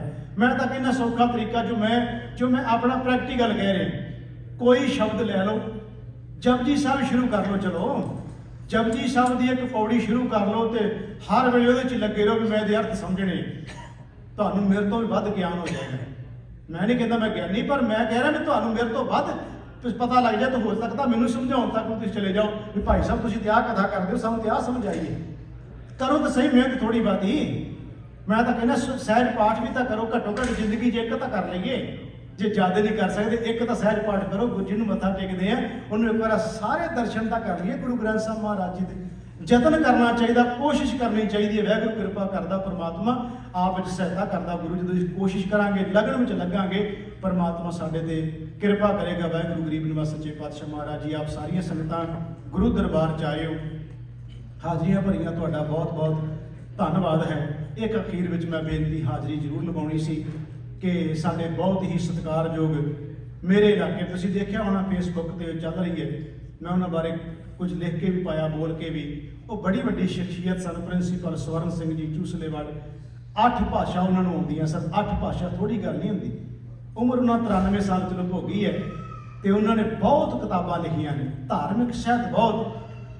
ਅੱਜ ਤੋਂ 25-30 ਸਾਲ ਪਹਿਲਾਂ 25-30 ਲੱਖ ਰੁਪਏ ਦੀ ਲਾਇਬ੍ਰੇਰੀ ਦਾ ਮੁੱਲ ਪਿਆ ਉਸ ਵੇਲੇ, ਅੱਜ ਤਾਂ ਬਹੁਤ ਕੀਮਤ ਹੋ ਗਈ। ਉਨੀਆਂ ਹੀ ਭਾਸ਼ਾ ਦੇ ਵਿੱਚ ਕਿਤਾਬਾਂ ਉਹਨਾਂ ਦੇ ਕੋਲ, ਜਿੰਨੀਆਂ ਭਾਸ਼ਾ ਉਹਨਾਂ ਨੂੰ ਆਉਂਦੀਆਂ ਸਨ। ਬੜੀ ਵੱਡੀ ਇੱਕ ਹਸਤੀ ਸੀ। ਨਾਨਕ ਸ਼ਾਹੀ ਕੈਲੰਡਰ ਜਦੋਂ ਬਣਿਆ 11 ਮੈਂਬਰੀ ਕਮੇਟੀ ਵਿੱਚ ਵੀ ਸਨ। ਮੇਰੇ ਤੇ ਗਵਾਂਢੀ, ਚਲੋ ਮੈਂ ਤਾਂ ਬਹੁਤ ਕੁਝ ਸਿੱਖਿਆ ਉਹਨਾਂ ਕੋਲੋਂ, ਜਾ ਕੇ 8-8 ਘੰਟੇ ਬੈਠ ਕੇ ਵੀ ਬੜੀਆਂ ਗੱਲਾਂ ਬਾਤਾਂ ਕੀਤੀਆਂ। ਬੱਚਿਆਂ ਵਾਂਗੂ ਉਹਨਾਂ ਨੇ ਮੈਨੂੰ ਬੜਾ ਕੁਝ ਸਮਝਾਇਆ। ਹੁਣ ਵੀ ਇੱਥੋਂ ਕਦੇ ਗੱਲਬਾਤ ਹੋ ਜਾਂਦੀ ਸੀ ਫੋਨ ਤੇ ਜਿਹੜੀ ਗੱਲ ਦਾ ਨਹੀਂ ਸੀ ਪਤਾ ਲੱਗਦਾ ਪੁੱਛ ਲਈਦੀ ਸੀ ਉਹਨਾਂ ਨੂੰ।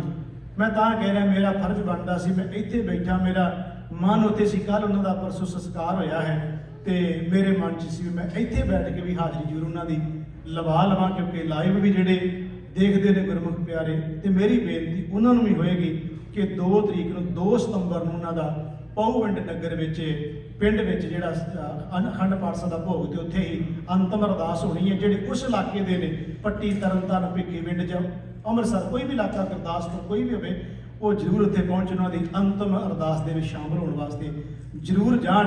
ਉਹ ਬੜੀ ਵੱਡੀ ਇੱਕ ਹਸਤੀ ਸਨ, ਪ੍ਰਿੰਸੀਪਲ ਸਵਰਨ ਸਿੰਘ ਜੀ ਚੂਸਲੇਵਾਲ। ਵਾਹਿਗੁਰੂ ਕਿਰਪਾ ਕਰੇ ਉਹਨਾਂ ਨੂੰ ਆਪਣੇ, ਮੈਂ ਇਹ ਨਹੀਂ ਕਹਿੰਦਾ ਵੀ ਚਰਨਾਂ 'ਚ ਸਦੀਵੀ ਨਿਵਾਸ ਬਖਸ਼ੇ, ਮੈਂ ਬਹੁਤ ਕਹਿਣਾ, ਪਰ ਇੱਥੇ ਆ ਕੇ ਮੈਂ ਕਹਿਣਾ ਨਹੀਂ, ਇਹੋ ਜਿਹੀਆਂ ਰੂਹਾਂ ਸੰਸਾਰ ਤੇ ਆਉਣ ਜਿਹੜੀਆਂ ਕੌਮ ਨੂੰ ਕੁਝ ਦੇ ਕੇ ਜਾਣ, ਇਤਿਹਾਸ ਰਾਹੀਂ ਕੁਝ ਦੇ ਕੇ ਜਾਣ। ਵਾਹਿਗੁਰੂ ਪ੍ਰਮਾਤਮਾ ਸਮੇਂ-ਸਮੇਂ ਤੇ ਉਹਨਾਂ ਨੂੰ ਭੇਜਦਾ ਰਹੇ, ਇਹੋ ਜਿਹੀਆਂ ਨੇਕ ਰੂਹਾਂ ਆਉਂਦੀਆਂ ਰਹਿਣ। ਮੇਰੇ ਫਰਜ਼ ਸੀ, ਮੈਂ ਹਾਜ਼ਰੀ ਜ਼ਰੂਰ ਨਿਭਾਉਣੀ ਚਾਹੁੰਦਾ ਸੀ। ਸੋ ਆਪ ਸੰਗਤਾਂ ਦਾ ਵੀ ਬਹੁਤ ਧੰਨਵਾਦ। ਭੁੱਲ ਚੁੱਕ ਦੀ ਖਿਮਾ। ਆਓ ਪਿਆਰ ਸਤਿ ਫਤਿਹ ਬੁਲਾਈਏ ਜੀ। ਵਾਹਿਗੁਰੂ ਜੀ ਕਾ ਖਾਲਸਾ, ਵਾਹਿਗੁਰੂ ਜੀ